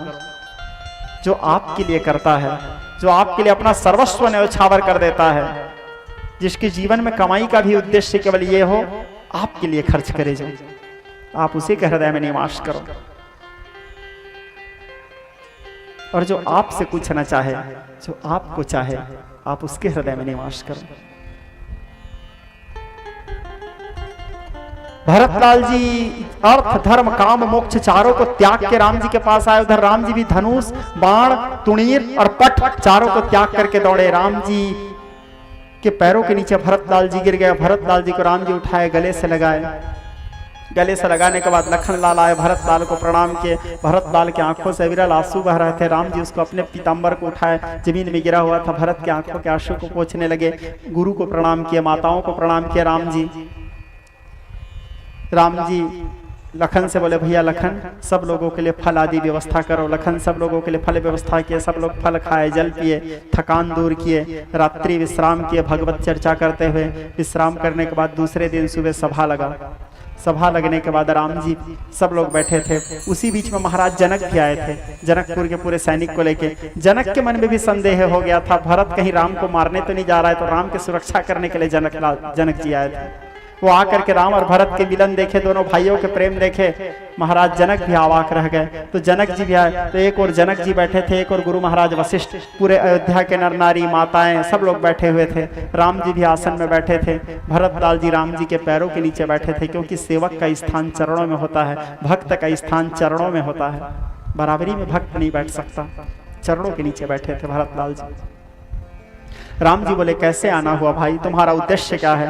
भरतलाल जी बोले, मेरे और पूरे अयोध्या वासियों का उद्देश्य ये है प्रभु, हम सब आपको लेने आए हैं। आप वापस चल करके अयोध्या के राजगद्दी में बैठें। राम जी कहते हैं, भाई कैसे बात कर रहे हो? पिताजी के आदेश पालन करके मैं वनवास आया हूँ। क्या पिता के मरने के बाद मैं अपने पिता को दिए गए वचन को भूल जाऊं? तो फिर वो रघुवंश के इतिहास क्या होगा भाई? रघुकुल रीत तो सदा चली आई, प्राण जाए पर वचन न जाए। मैं अपने पिताजी को वचन दे के आया हूँ 14 वर्ष के वनवास। मैं वापस चले जाऊंगा तो पिता के मरते ही क्या मैं पिता के द्वारा दिए गए आदेश का पालन न करूं तो ये तो पिता का अपमान होगा ना भाई।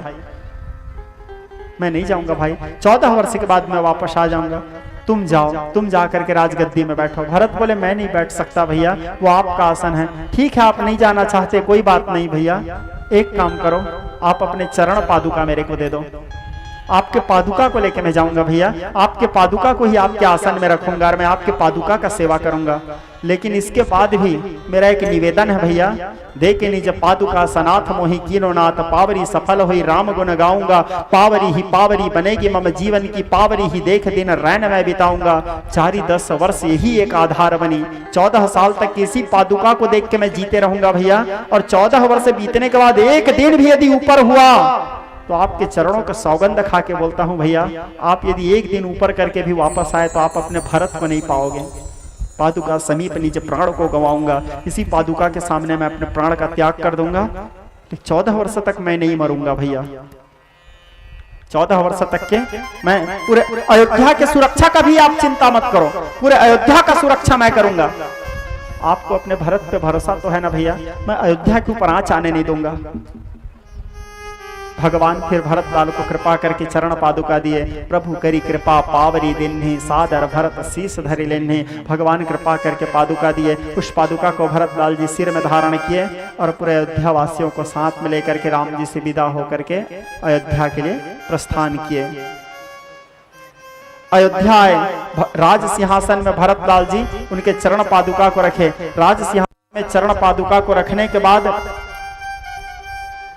भरत लाल जी उस पादुका को में माल्यार्पण पुष्प दीप आदि समर्पित किए और अयोध्या से 14 किलोमीटर दूर, अयोध्या से 14 किलोमीटर दूर नंदीग्राम में 14 हाथ जमीन गड्ढा खोद दिए और 14 हाथ जमीन गड्ढा खोद के उस गड्ढे के ऊपर में पर्णशाला बनाए और उस गड्ढे के ऊपर पर्णशाला बना के उस पर्णकुटी में निवास करने लगे। गड्ढे के अंदर में, क्यों गड्ढे के अंदर में रहते थे? भरत लाल के मन में ये विचार आया, मेरे जैसे पापी के कारण मेरे पिता मर गए, मेरे जैसे पापी के कारण भैया वनवास चले गए, इस पापी के मुंह देखने से किसी को पाप न लग जाए, इसलिए भरत लाल अपने आप को उस गड्ढे के अंदर में रख लिए। रोज सुबह सूर्य निकलने से पहले भरत लाल जी उठते थे, पूरे अयोध्या को एक बार परिक्रमा करते थे। जब अयोध्या के कोई लोग नहीं उठे रहते थे तब अयोध्या के लोगों को उठने से पहले भरत लाल जी उठते थे, एक बार अयोध्या को घूमते थे और अयोध्या घूम करके भरत लाल जी पुनः वापस आ जाते थे और वापस आकर के रघुनाथ जी के चरण पादुका के पूजा करके उसी पर्णशाला में पुनः निवास करते थे। भरत लाल जी भी राम जी जैसे वेश बना लिए, वनवासी वेश धारण कर लिए, जटा बना लिए। जटा बनाने के बाद जटा वलकल धारण करके एक वनवासी के समान भरत लाल जी, क्योंकि राम भी उसी और भरत लाल जी भी अन्न का त्याग कर दिए, केवल फल खाते थे। भरत लाल जी भी मांडवी जी को अयोध्या के राजमहल में छोड़े और अकेला ब्रह्मचर्य व्रत पालन करते हुए भाई के वियोग में 14 वर्ष तक के भाई के वियोग में आकर के वो नंदीग्राम में निवास करने लगे। सोचो, राम जी तो वनवास गए थे, भरत लाल जी अयोध्या में रहते हुए वनवास जी रहे थे, ब्रह्मचर्य व्रत का पालन कर रहे थे। क्या त्याग था भरत लाल का। और वो भी अयोध्या जैसे राजगद्दी, अयोध्या जैसे राजगद्दी कोई छोटा मोटा राज सिंहासन भी नहीं था। अयोध्या का राज सिंहासन अर्थात उदयाचल से अस्ताचल तक के अखंड भारत में एक छत्र राज्य करने वाले चक्रवर्ती सम्राट का पद मिला था उसको भी वो उल्टी के जैसे त्याग कर दिए। उस आसन में भी नहीं बैठे वो, क्यों? क्योंकि ये मेरे भगवान का आसन है, वहां मैं कैसे बैठ सकता हूं। आदर्श भातृत्व प्रेम, आदर्श भक्त प्रेम, आदर्श सेवक के प्रेम कर्तव्य पालन करते हुए, उस पादुका के पूजा करते हुए, उस पादुका को देख करके जीवन यापन करते हुए भरत लाल जी उसी नंदीग्राम करी परन कुटीरा नंदीग्राम में निवास करने लगे। यहाँ पर अयोध्या कांड को विश्राम दिए कौन? गोस्वामी तुलसीदास जी। विज्ञ स्नेही स्वजन, रघुनाथ जी के पावन यश कीर्ति के गान करने वाले, रघुनाथ जी के महिमा का बखान करने वाले भरत लाल जी के पावन चरित्र को जो व्यक्ति श्रद्धा पूर्वक श्रवण करते हैं, गोस्वामी तुलसीदास जी बोलते हैं वो व्यक्ति संसार रूपी सागर से अनायास पार हो जाते हैं। यदि भरत लाल जी के जन्म नहीं होता तो संसार को कौन बताता कि स्वामी के लिए एक सेवक का क्या कर्तव्य है, अपने आराध्य के लिए भक्त का क्या कर्तव्य है, एक भ्रातृत्व प्रेम की शिक्षा कैसे दिया जाता है, ऋषि मुनियों को, त्यागियों को, वैरागियों को जीवन कैसे जीना चाहिए, इस बात की शिक्षा देने के लिए स्वयं श्री हरि नारायण भरत बन करके अवतरित हुए थे संसार को शिक्षा के मार्ग में अग्रसर करने के लिए। भरत लाल साक्षात श्री हरि नारायण जी के, विष्णु जी के अवतार थे। सिया राम प्रेम पीयूष पूर्ण होत जनमन भरत को अयोध्या कांड विश्राम दिए। प्रारंभ्यते अरण्य कांड, अरण्य कांड शुभारंभ किए। अरण्य कांड के सबसे पहला कथा आता है, एक दिन की बात है। एक बार चुनी कुसुम सुहाई। मैं पहले दिन जब कथा आप लोगों को बता रहा था तो आप लोगों को एक बात बोला था, याद होगा, रामचरितमानस में जहां पे भी एक बार शब्द आता है वहां से कोई ना कोई विशेष कथा शुरू होता है। अरण्य कांड में भी यही से कथा शुरू हो रहा है। कहां से? एक बार चुनी कुसुम सुहाई, निज कर भूषण राम बनाए, सीत ही पहिराए प्रभु सादर, बैठे फटिक शिला पर सुंदर। एक बार चुनी कुसुम सुहाई, एक दिन की बात है। राम जी फटिक शिला में बैठे थे। आप लोग कभी चित्रकूट गए होंगे या जाएंगे तो देखना वहां एक स्फटिक शिला है जहां राम जी वनवास काल में चित्रकूट में रहते थे। तो उस फटिक शिला में बैठ करके राम जी सुंदर सुंदर पुष्पों का चयन किए, सुंदर सुंदर पुष्प का, और पुष्पों के चयन करके राम जी अपने हाथों से उस पुष्प के माला बनाए। अब माला बना करके राम जी उस माला को माता सीता को पहनाए, उस माला को राम जी सीता जी को पहनाए। ये बड़े विडंबना की बात है। वनवास काल में रोज माता सीता सुंदर सुंदर पुष्पों का चयन करती थी और पुष्पों के चयन करके माला बनाती थी और माला को रोज राम जी को पहनाती थी। कौन? सीता जी। वनवास काल में डेली रूटीन था माता सीता का। रोज सुंदर फूलों के चयन करती थी और फूलों के चयन करके माला बना करके उसको राम जी को माल्यार्पण करती थी, राम जी को पहनाती थी। लेकिन आज राम जी अपने हाथों से पुष्पों के चयन किए हैं और पुष्पों के चयन करके सीता जी को माला पहनाए। क्यों? क्योंकि अभी तक के जो लीला था वो राम जी का लीला था। अब अरण्य कांड से जो लीला होने जा रही है वो पूरा लीला माता सीता का है। यह ये राम का शक्ति पूजा है। राम जी जानते थे मैं जिस उद्देश्य से वनवास आया हूं वो व्यक्ति कोई साधारण राजा नहीं है।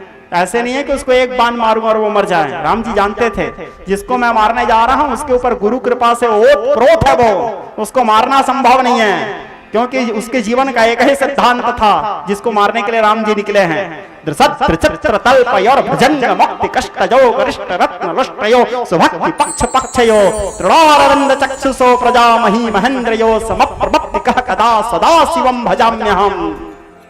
मैं जिसको मारने जा रहा हूं उसके जीवन का आधार ही सदा शिव है। शिव शासनतः शिव शासनतः, महादेव के अनुशासन से ओत प्रोत है वो। शिव उनको अनेक प्रकार के वरदान से सुसज्जित किए हैं। जब वो चलता है तो चलत दशानन डोलत अवनी, धरती कांपता है उसके चलने से। उसके वध करने जा रहा हूं तो उसके ऊपर तो शिव कृपा है, और जिसके ऊपर शिव कृपा है उसको मारना संभव नहीं है। क्यों? काल उसका क्या करे जो भक्त हो महाकाल का, उसके ऊपर महादेव का कृपा है। जगत रिसाय यम राज की कहा वसाय, जो शंकर सहाय तो भयंकर कहा करे। साक्षात शंकर की कृपा है उसके ऊपर, तो रावण को मारना संभव नहीं है। क्यों? क्योंकि उसके ऊपर शिव कृपा है। तो राम जी दिमाग लगाए, चलो एक काम करता हूं, रावण के ऊपर शिव कृपा है तो भगवती को मैं प्रसन्न करता हूं। क्योंकि यदि भगवती मेरे ऊपर प्रसन्न हो गई तो भगवती यदि मेरे सामने खड़े हुई तो महादेव रावण के सामने से हटेंगे ही। क्यों? भगवती से डरते हैं महादेव, क्योंकि भगवती यदि क्रोध में आए तो पैर के नीचे सोना पड़ता है बाबा को फिर उनको शांत करने के लिए। राम जी शक्ति पूजा की चर्चा कर रहा था मैं। एक बार चुनी कुसुम सुहाई, निज कर भूषण राम बनाई, सीत ही पहिराए प्रभु सादर, बैठे शिला पर सुंदर। वनवास काल में नित्य का क्रिया था, माता सीता अपने हाथों से माला बनाती थी और राम जी को पहनाती थी।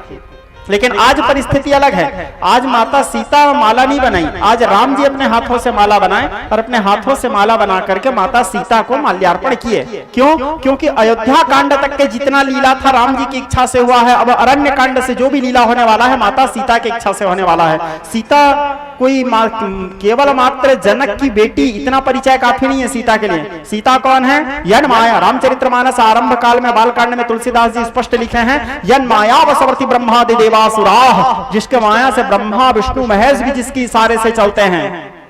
उद्भव स्थिति सहार कारणिम क्लेश हारणिम सर्वस्व करिम सीताम नतो हम राम वल्लभाम। कौन है? साकेताधीश्वरी आदि शक्ति है भगवती। जनक सुता जग जननी जानकी, अतिशय प्रिय करुणा निधान की आदि शक्ति है। तो राम का ये शक्ति पूजा है। यहाँ राम जी शक्ति पूजा किए हैं। क्यों? क्योंकि जिससे युद्ध करने जा रहे हैं उसके ऊपर शिव कृपा है, तो शक्ति कृपा पहले मैं प्राप्त कर लेता हूं। पत्नी को शक्ति भी माना गया है। रामकृष्ण परमहंस भी अपने पत्नी की पूजा करते थे। रामकृष्ण परमहंस के कथा आप लोग कदाचित जानते होंगे।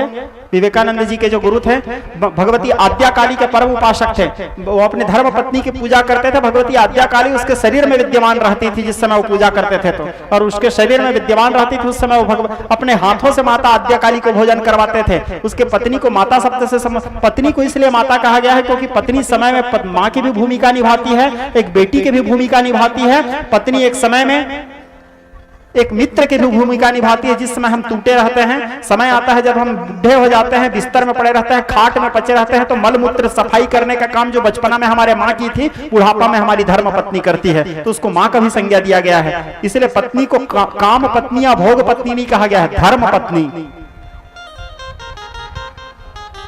पत्नी भोग पत्नी नहीं होती, पत्नी साक्षात शक्ति है।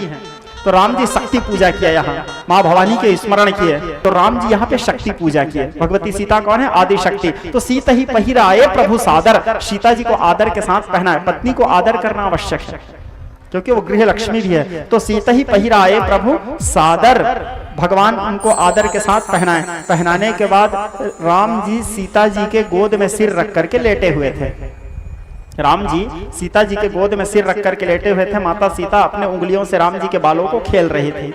उसी समय देवराज इंद्र के एक बेटा था जिनका नाम था जयंत। राम जी के ऊपर संदेह करके राम जी के बल, बोले इसमें कितना बल है देखता हूं, भगवान के बल को टेस्ट करने की इच्छा हुआ उसको। जिनके बल के बारे में हमारे ग्रंथों में बताया गया है, न केवलम भवतस्य राजनम समय बला बलि राम चापरे संपरावर स्थिर जंगमायो येन ब्रह्मादयो वंश प्रणीताः। जिसके बल के सामने सारे संसार का बल फीका है, उनके बल को चेक करने की इच्छा कौन की है? जयंत। और जयंत कौआ के रूप बनाए, और कौआ के रूप बना करके सीता चरण चोच हत मारा। सीता जी के चरणों में चोच प्रहार किए और चोच प्रहार करके उड़े। अब पैरों से खून निकलने लगा। खून निकलने लगा तो राम जी के माथे में थोड़ा सा खून हुआ। राम जी देखे, बोले अरे ये खून कहां से आ रहा है? राम जी देखे सीता के चरणों से खून निकल रहा है। तो राम जी क्या किए, देखे, बोले किसने मारा सीता? तो बोले प्रभु कौआ मार के गया है। तो राम जी सीक धनुष सायक संघाना, बिना फर के बाण, यानी एक कचरा, एक कांडी को बस उठाए, तिनका को, और तिनका को उठा के जयंत के तरफ मारे। बात यह है राम जी जिसमें मार दे वो राम बाण है ना। तो भगवान उठा करके तिनका मारे। अब वो तिनका जयंत के पीछे चलने लगा। जयंत देखे वो तिनका बाण बन करके उसके प्राण लेने के लिए उसके पीछा कर रहा है। तो जयंत अपने प्राण बचाने के लिए ब्रह्मा जी के पास गए। बोले ब्रह्मा जी मेरे को बचा लो, राम जी का बाण मेरा पीछा कर रहा है। ब्रह्मा जी बोले भैया तेरे चक्कर में मैं मर जाऊंगा, तू जा, रामद्रोही है। बोले ब्रह्मा जी आश्रय नहीं दिए। उसके बाद वो भगवान शंकर के पास गया। भगवान शंकर तो ऐसे रामद्रोही को पसंद नहीं करते हैं।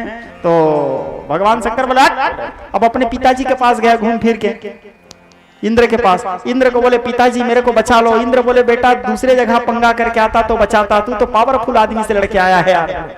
राजनीति का पहला सिद्धांत, चाणक्य कहते हैं, विष्णुगुप्त कौटिल्य राजनीति के जनक, राजनीति का पहला और सीधा सा सिद्धांत, बलवान व्यक्ति से बैर मत करो। बलवान व्यक्ति से बैर करोगे बेमौत मारे जाओगे। बलवान व्यक्ति के या तो शरणागति स्वीकार कर लो या मित्रता कर लो। बलवान से बैर करोगे तो आप राजनीति में सफल नहीं हो पाओगे। राम जी बलवान है, उनसे बैर कर बैठा है कौन? तो इंद्र बोला भैया मैं, तू जा। उसके बाप भी उसको नहीं बचाया। अब आखिरी में जयंत बेचारा जब कहीं आश्रय नहीं मिला तो दर बदर यहां वहां भटकने लगा। नारद देखा विकल जयंता, नारद जी जयंत को देखे। नारद जी को दया आ गया जयंत के ऊपर, दया। क्योंकि नारद जी को क्यों दया आ गया? क्योंकि नारद जी जो है वो संत हैं, और संत हृदय नवनीत समाना। संत का हृदय तो मक्खन से ज्यादा कोमल होता है। तो नारद जी को दया आ गया। नारद जी बोले देख जयंत, इस दुनिया में तेरे को कोई नहीं बचा सकते, तेरे बाप भी नहीं बचा सकता। तेरे को यदि अपने प्राण बचाना है तो राम जी के पैरों में ही जा। यदि राम जी के चरणों में स्थान मिल गया तो फिर तेरे को सब जगह स्थान मिल जाएगा। जाकर के राम जी के चरणों में गिर जा। यदि राम जी क्षमा कर दिए तो तेरे को तेरा प्राण बच जाएगा। तब जयंत वापस आए राम जी के पास, राम जी के चरणों में नतमस्तक हुए। राम जी के चरणों में नतमस्तक होने के बाद राम जी को प्रणाम किए। प्रणाम करने के बाद राम जी बोले अब बांध छोड़ चुका हूं, उसको वापस तो नहीं ले सकता। तो एक नयन कर तजा भवानी, भगवान शंकर भवानी को कथा सुनाते हुए राम कथा बोले जयंत के एक आंख को फोड़ दिए भगवान, कौआ के एक आंख को फोड़ दिए। तो आप लोग देखना उस दिन से पूरे कौआ प्रजाति की दो आंख है लेकिन एक आंख नहीं है, एक ही आंख में देखता है कोई कौआ। आप कभी किसी कौवा को देखना, कौवा यदि कोई चीज को देखता है तो ऐसे करके देखता है, वो सीधा नहीं देख सकता, क्योंकि उसके एक आंख नहीं है। उस प्रजाति के एक आंख नष्ट कर दिए रघुनाथ जी। उसके बाद जयंत को चरणों में आश्रय दिए, जयंत अपने स्थान गए। स्थान जाने के बाद अब राम जी चित्रकूट में निवास करते हुए लखन से कहने लगे, भैया अब बहुत दिन हो गया हम चित्रकूट में निवास कर लिए, अब हमको यहाँ बहुत से लोग मिलने आते हैं तो हमारे एकांत निवास में थोड़ा विघ्न हो रहा है। अब सब जान चुके हैं हम चित्रकूट में रहते हैं, तो अब हमको चित्रकूट को छोड़ करके आगे प्रस्थान करना चाहिए। इस प्रकार कह करके राम जी चित्रकूट से अब आगे प्रस्थान किए। आगे प्रस्थान कहाँ किए? अत्रि के आश्रम प्रभु जब गयो, अत्रि के आश्रम प्रभु जब गयो, देखी महामुनि हर्षित भयो। मुनि अत्रि के आश्रम पहुंचे। कौन? रघुनाथ जी। कैसे पहुंचे? श्याम कलेवर पीतांबरावृतम इंदीवर लोचनम कटिनि संग सारंग हस्तै विभू जटाजूट सुव्यवस्थितम गच्छति सानुज वैदेहि वनपथे तम ब्रह्म राम नमाम्यहम्। आगे राम जी, पीछे लक्ष्मण, बीच में सीता, ब्रह्म जीव बीच माया। जैसे पहुंचे कहां? अत्रि के आश्रम। जैसे अत्रि जी राम जी को देखे गदगद हो गए, प्रभु को आसन में बिठाए और आसन में बिठा के अत्रि जी रघुनाथ जी के वंदना किए। अरण्य कांड में बड़े सुंदर वंदना लिखे हैं तुलसीदास जी। क्या वंदना किए? राम जी को देख के अत्रि जी कहते हैं, मानस के अरण्य कांड के श्लोक हैं, नमामि भक्त वत्सलं कृपालुशैल कोमलं भजामि ते पदाम्बुजं मकामिना स्वधामुजं निकाम श्याम सुंदरं भवम्भुनाथ मंदरं प्रफुल्ल कंजलोचनं मदादिदोषमोचनम् प्रलम्ब बाहु विक्रमं प्रभव प्रमेय वैभवं निसंग चाप सायकं धरं त्रिलोकनायकं दिनेश वंश मंडनं महेश चाप खंडनं मुनीन्द्र संतरंजनं सुरार वृंद भंजनं मनोज वैरि वंदितम आजाद देव सेवितम विशुद्ध बोध विग्रहं समस्त दोषणापहम् नमामि इंदिरापते सुखाकरं सतां गतिं भजे शक्ति सानुजं सचेपति प्रियानुजं तदन्द्रमूलये नरा भजन्ते हेन मत्सरा पतन्ते नो भवार्णवे वितर्कवीचि संकुले विविक्तवासिनी सदा भजन्ते मुक्तये मुदा। प्रार्थना किए। प्रार्थना करने के बाद राम जी भी मुनि अत्रि को प्रणाम किए और कंदमूल फल खाया भगवान। उसके बाद अत्रि पत्नी का नाम है अनुसुईया, अखंड पातिव्रता थी माता अनुसुईया। तो राम जी माता सीता से कहे, सीते जा करके माता अनुसुईया के सेवा करो और अनुसुईया के सेवा करके उनसे कुछ उपदेश, उनसे कुछ ज्ञान ले लो। तो माता सीता अनसुईया के पद गई। सीता अनुसुईया के चरणार बिंद के वंदना करने के लिए माता अनुसुईया के पास गई। कौन? माता सीता। और जा करके अनुसुईया के चरणार बिंद की वंदना की। वंदना करने के बाद माता अनुसुईया से कही, माँ मुझे कुछ ज्ञान दीजिए माँ। तो माता अनुसुईया सीता जी को एक वस्त्र प्रदान की। कौन सा वस्त्र? दिव्य वसन भूषण पहिराए, दिव्य वसन भूषण पहिराए, जो नित नूतन अमल सुहाए। एक ऐसा वस्त्र जो रोज नया नया दिखता है, कभी पुराना नहीं होता, ना फटता, ना गलता, ना जीर्ण होता। कौन सा है वो वस्त्र? पातिव्रत धर्म रूपी वस्त्र। भगवती सीता को पातिव्रत धर्म की शिक्षा दी। पातिव्रत धर्म कितने प्रकार का होता है? 4 प्रकार का, जिसमें सर्वश्रेष्ठ प्रकार कौन सा है? माता अनुसुईया कहती है सर्वश्रेष्ठ एक ही धर्म, एक ही व्रत, एक ही नियम, मन वचन कर्म से अपने पति के चरणों में प्रेम करना। एक नारी के जीवन का सबसे मूल सिद्धांत, मूल धर्म। उसको अलग से कोई व्रत करने की भी आवश्यकता नहीं, अलग से कोई धर्म पालन करने की भी आवश्यकता नहीं। एक ही धर्म अनुसुईया बता रही है सीता जी को। एक ही धर्म, एक व्रत, एक नेमा, एक ही नियम। क्या? अब 4 प्रकार के नारी, उत्तम, मध्यम, निकृष्ट और नीच। उत्तम कौन है? उत्तम नारी कौन है? सर्वश्रेष्ठ नारी कौन है? जो स्वप्न में भी पर पुरुष के बारे में ना सोचे।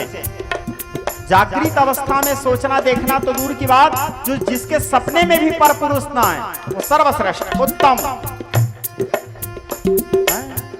अनुसुईया जी बोल रही है, अनुसुईया स्वयं अखंड पातिव्रता है, अपने पातिव्रत धर्म को सिद्ध की है। आप लोगों को कथा मालूम होगा, अनुसुईया जी का देवी भागवत में कथा आता है, डुमड्डी में सुनाऊंगा बेटा अनुसुईया जी की कथा। तो अनुसुईया जी की कथा देवी भागवत में आता है। अनुसुईया जी के परीक्षा लेने के लिए एक बार नारद जी कहीं भी लड़ा भिड़ा देते हैं किसी को भी, तो माता महालक्ष्मी, महाकाली, महासरस्वती को थोड़ा बोले मैं आप लोगों से ज्यादा सती तो अनुसुईया को देखा हूं। बोले हम भरोसा नहीं करते, बोले परीक्षा ले लो। बोले तो ब्रह्मा विष्णु महेश को तीनों भगवती, स्वयं महालक्ष्मी, महाकाली, माता पार्वती और माता सावित्री परीक्षा लेने के लिए भेजे। बोले जा करके अनुसुईया से कहो कि उसके दूध पीना है, तुमको निर्वस्त्र होकर के तुमको दूध पिलाए।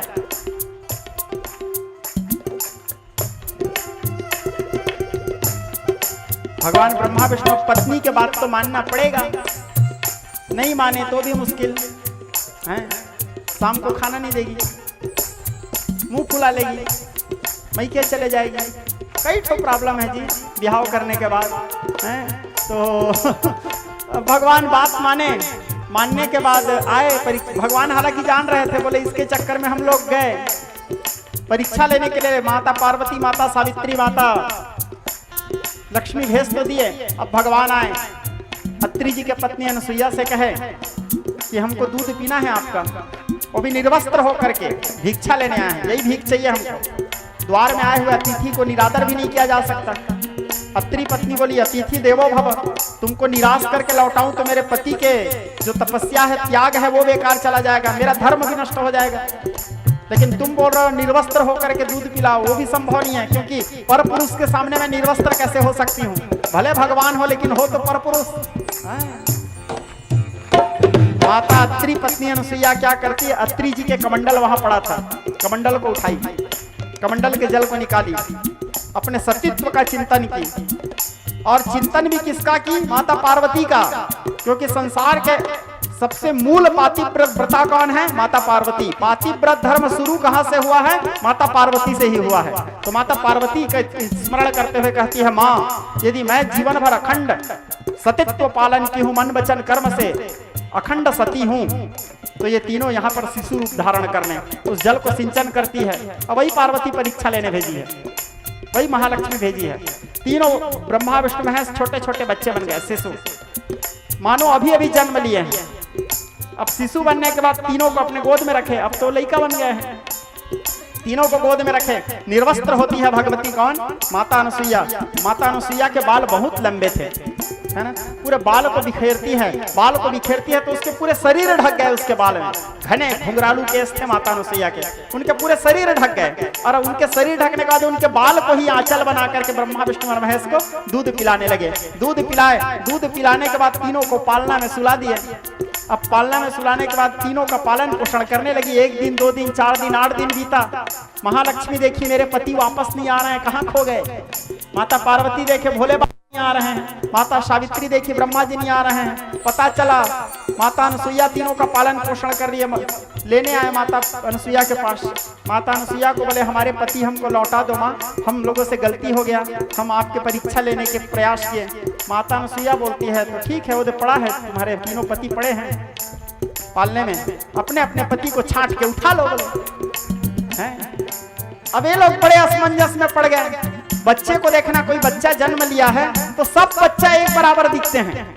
जो बच्चा तुरंत जन्म लिया है, चाहे वो बालक हो बालिका हो, किसी के भी बच्चे हो, तुरंत जन्म लिया सब बच्चा का शकल एक जैसा रहता है।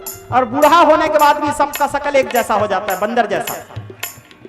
ऐसा मैं नहीं कह रहा हूं भाई, आदि गुरु शंकराचार्य लिखे हैं चरपट पंजरी में, अंगम गलितम पलितम तुंडम रसन विहीनम जातम तुंडम वृद्धो याते कृत्वा दंडम तदपि न मुंचति आसा पिंडम। क्या बता रहा था मैं आपको, तीनों बालक पालना में सोए हैं, झूल रहे हैं। माता अनुसुईया ने डाल दियो पालना, झूल रहे 3 देव बनकर के लालना। अब ये तीनों भगवती बड़े असमंजस की स्थिति में पड़ गए। धोखा से यदि माता पार्वती ब्रह्मा जी को उठा डाली तो पार्वती का पातिव्रत धर्म टूट जाएगा। अपने पति को छोड़ के दूसरे को उठाएंगे तो नहीं टूटेगा जी। धोखा से कहीं माता महालक्ष्मी भोले बाबा को उठा ली तो भी दिक्कत है। अब ये लोग सामने जाके देखे, तीनों एक बराबर दिख रहे हैं। दूसरे के परीक्षा लेने के चक्कर में खुद परीक्षा में फंस गए। गए अब ये लोग, फिर माता अनसुईया के पास आए, बोले माता आप ही दे दो, क्योंकि माँ ही पहचान सकती है। माँ के सामने 10 बच्चे को भी ले आए तो भी माँ पहचान जाएगी उसका बच्चा कौन सा है। एक बराबर 10 बच्चे को भी ले आए, माँ माँ है। इसलिए माँ का स्थान को परमात्मा से बड़ा माना गया है। इस संसार में चाहे पिता हो, भ्राता हो, बंधु हो, कोई भी हो, किसी में इतना सामर्थ्य नहीं जो खून को दूध के रूप में परिणित करे। ये सामर्थ्य केवल माँ में ही है, जो अपने खून को दूध के रूप में परिणित करके एक नन्हा से पौधा को वृक्ष के रूप में तैयार करती है।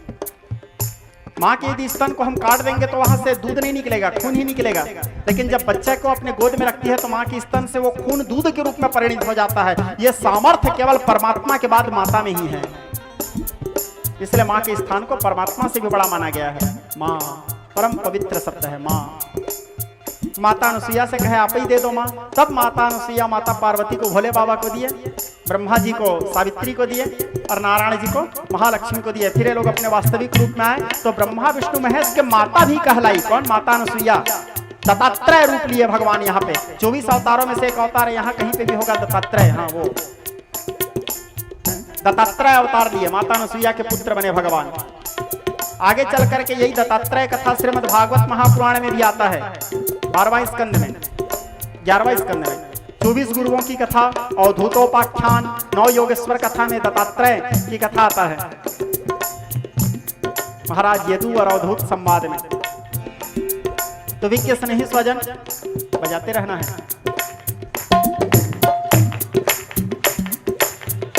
हाँ, तो 4 प्रकार के नारी में सर्वश्रेष्ठ कौन? उत्तम कौन? जो स्वप्न में भी परपुरुष के बारे में न सोचे। और मध्यम कौन? उत्तम मध्यम। अब मध्यम कौन? मध्यम नारी कौन? जो परपुरुष को देखती जरूर है, लेकिन कैसे? एक पिता के भांति, एक पुत्र के भांति, या एक भाई के भांति, पिता पुत्र निज भ्राता जैसे। अब तीसरा, धर्म विचारी समुझे गुण रही,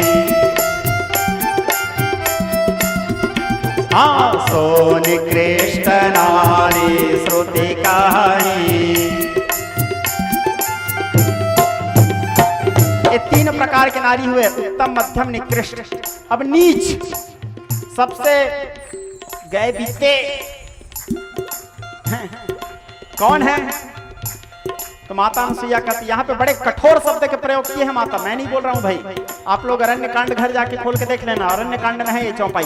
माता अनुसुईया बोल रही है किनको? सीता को। सबसे नीच नारी कौन है? चौथा प्रकार का, जो अपने पति को छोड़ करके पर पति के साथ रति करती है, वह नारी नीच नारी है, घोर नरक में जाकर के निवास करती है।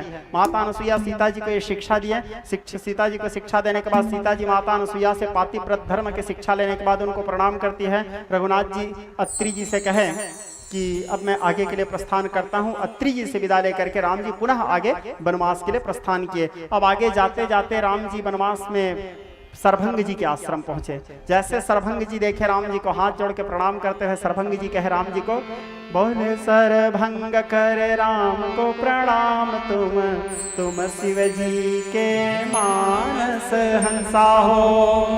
राम जी को प्रणाम किए, बोले प्रभु आप महादेव के हृदय में निवास करने वाले हैं। राम जी का वास्तविक निवास कहाँ है? हर हृदय मानस बाल मरालम, शिव जी के हृदय में निवास है उनका।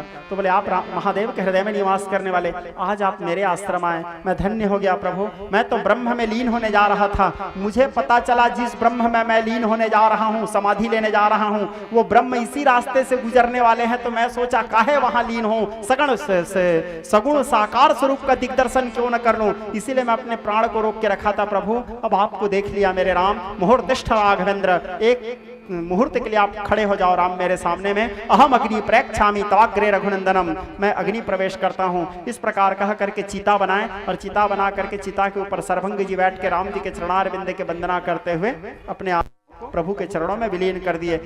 समाधि से अग्नि प्रवेश किए, अग्नि से उनके शरीर से पंचभौतिक प्राण निकला, रघुनाथ जी के चरणों में समावेश हुए। सरभंग जी को गति देने के बाद फिर रघुनाथ जी अब आगे वनवास की ओर जाने लगे। जाते जाते विराध मिले, तो विराध जी का भगवान वध किए। विराध वध, ये विराध तो पूर्व जन्म के विद्याधर नाम करके गंधर्व था। श्राप के कारण विराध योनि को प्राप्त करके भटक रहा था, और विराध के वध करने के बाद भगवान उसको गति दिए और गति दे के फिर आगे प्रस्थान करने लगे। अब आगे जाते जाते अचानक ऋषि मुनियों की टोली भी राम जी के साथ था। ऋषि मुनियों की टोली साथ में थे तो राम जी अचानक एक विचित्र दृश्य देखे। क्या दृश्य? हड्डियों के टुकड़ा पड़ा हुआ था, और हड्डियों के इतना टुकड़ा था कि वो पहाड़ जैसा बड़ा बड़ा पड़ा था वहां पे। राम जी वो सारे हड्डियों को देखे, अस्थियों को देखे, और सारे हड्डी और अस्थियों को देख करके उनके साथ जो ऋषि मुनि लोग थे, ऋषि मुनियों से कहे, मुनिराज ये सारे हड्डी किसके हैं? तो सारे जो ऋषि मुनि लोग थे वो लोग राम जी को बताए, प्रभु ये रावण के जो अनुचर लोग हैं, ये सारे ऋषि मुनियों को खा खा करके उसके हड्डियों को फेंके हैं, ये हम ऋषि भाइयों के हड्डी है। राम जी को दया आ गया। राम जी कहने लगे, ओहो ऋषि मुनियों के लिए इतना अत्याचार हो रहा है। तो राम जी वहां पे अपने दोनों हाथ को उठा के प्रतिज्ञा किए। ये प्रतिज्ञा को आप लोग याद रखे रहना, कल ये कथा इंपॉर्टेंट कथा बनेगा। राम जी यहाँ पे ऋषि मुनियों के अस्थियों को देख के प्रतिज्ञा किए। क्या प्रतिज्ञा किए? बाबा तुलसीदास जी लिखते हैं, अस्थि समूह देखे रघुराया, अस्थियों के समूह को देखे, और जब पता चला कि ऋषि मुनियों का हड्डी है तो राम जी से नहीं रहा गया। राम जी दोनों हाथ उठा के प्रतिज्ञा करते हैं, निश्चरहीन करो मही, भुज उठाय प्रणकिन सकल मुनि के आश्रम जाय जाय सुख दिन। भुजा उठा के प्रतिज्ञा करता हूं, ये पृथ्वी को निशाचरों से विहीन कर दूंगा। धरती में एक भी निशाचर, एक भी राक्षस नहीं रहेंगे, पूरे राक्षस और निशाचरों के सफाया कर दूंगा। राम जी प्रतिज्ञा किए हैं।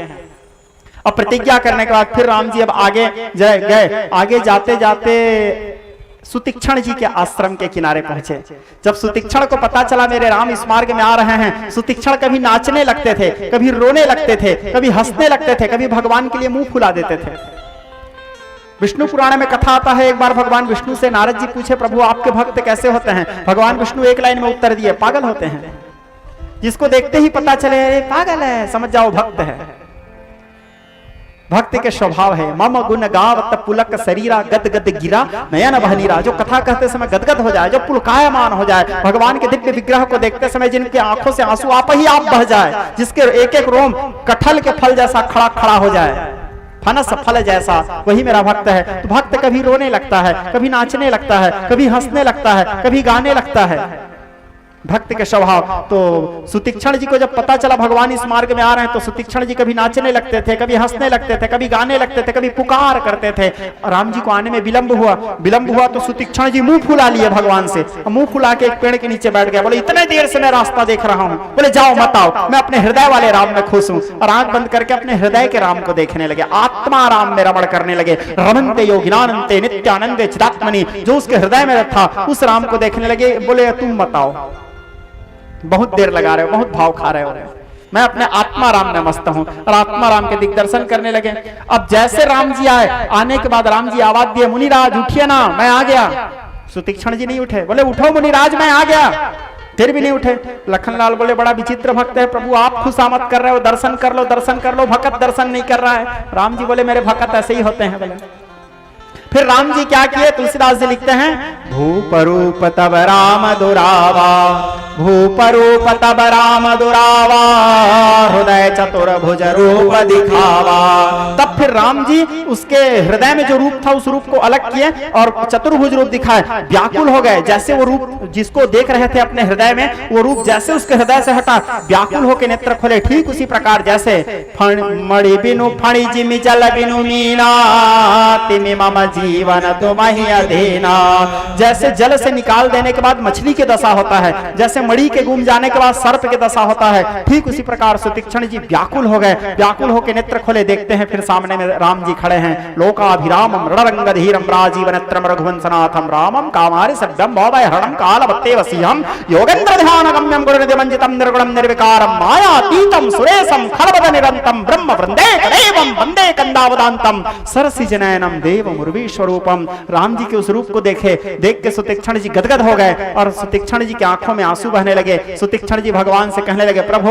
तो सुतीक्षण जी रघुनाथ जी को देखे, रघुनाथ जी के वंदना किए।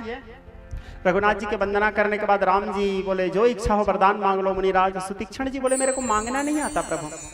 अब मैं बार बार अपनी कथाओं में बोलता हूँ, भक्त कभी भगवान से मांगता नहीं है।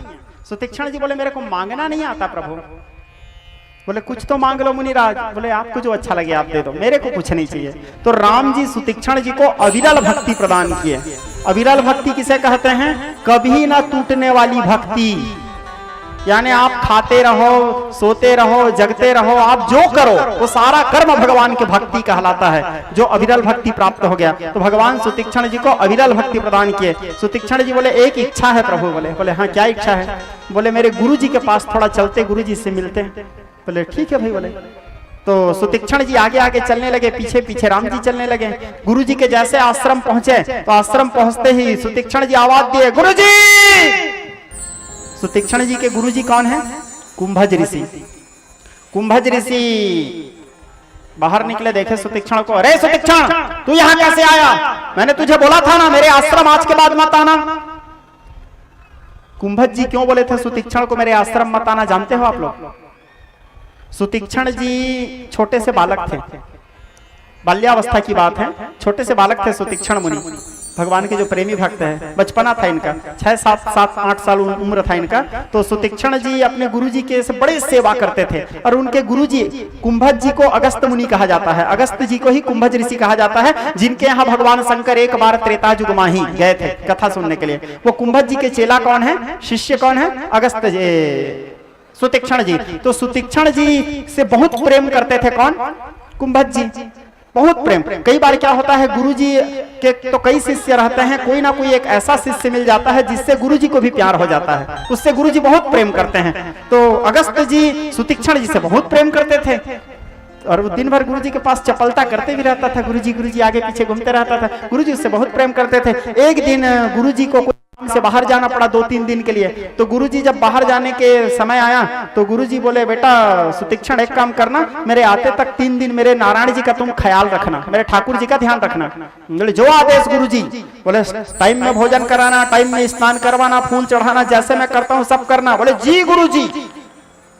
अब चेला था बेचारा, गुरुजी के से सब सीखा था वो। गुरुजी जैसे जैसे वो करते थे वो सब चीज वो करता था। एक दिन हुआ, जामुन का सीजन चल रहा था। जामुन मतलब जानते हो ना आप लोग? हैं क्या बोलते हो आप लोग? चिरई जाम। हाँ, तो जामुन का सीजन चल रहा था।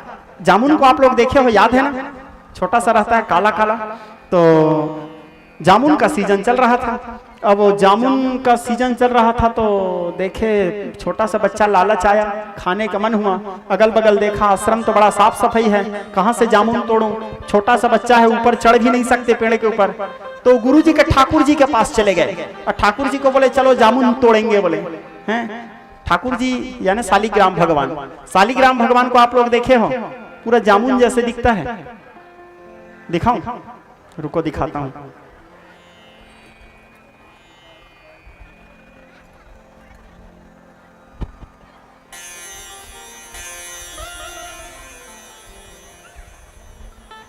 देखो ये शालिग्राम भगवान है, पूरा जामुन जैसे दिखता है। जामुन को देखे हो ना, ऐसे ही दिखता है, साइज भी लगभग यही है। तो शालिग्राम भगवान को उठाए और वो जामुन पेड़ में दे मारे, 2-4 जामुन गिरा, मस्त खाए। अब वो फिर शालिग्राम को उठाए, फिर मारे, फिर 2-4 जामुन गिरा, फिर खाए, फिर जामुन को मारे पेड़ में। अब जामुन तो गिरा, वो शालिग्राम भगवान नहीं गिरा। और उधर पेड़ के किनारे में नदी था, नदी में गिर गया। अब नदी में गिर गया तो बेचारे बोला बाद में सोचेंगे, पहले खाता हूँ। बोले अब वो खाए, खाने के बाद एक तो जामुन को छोड़ दिए।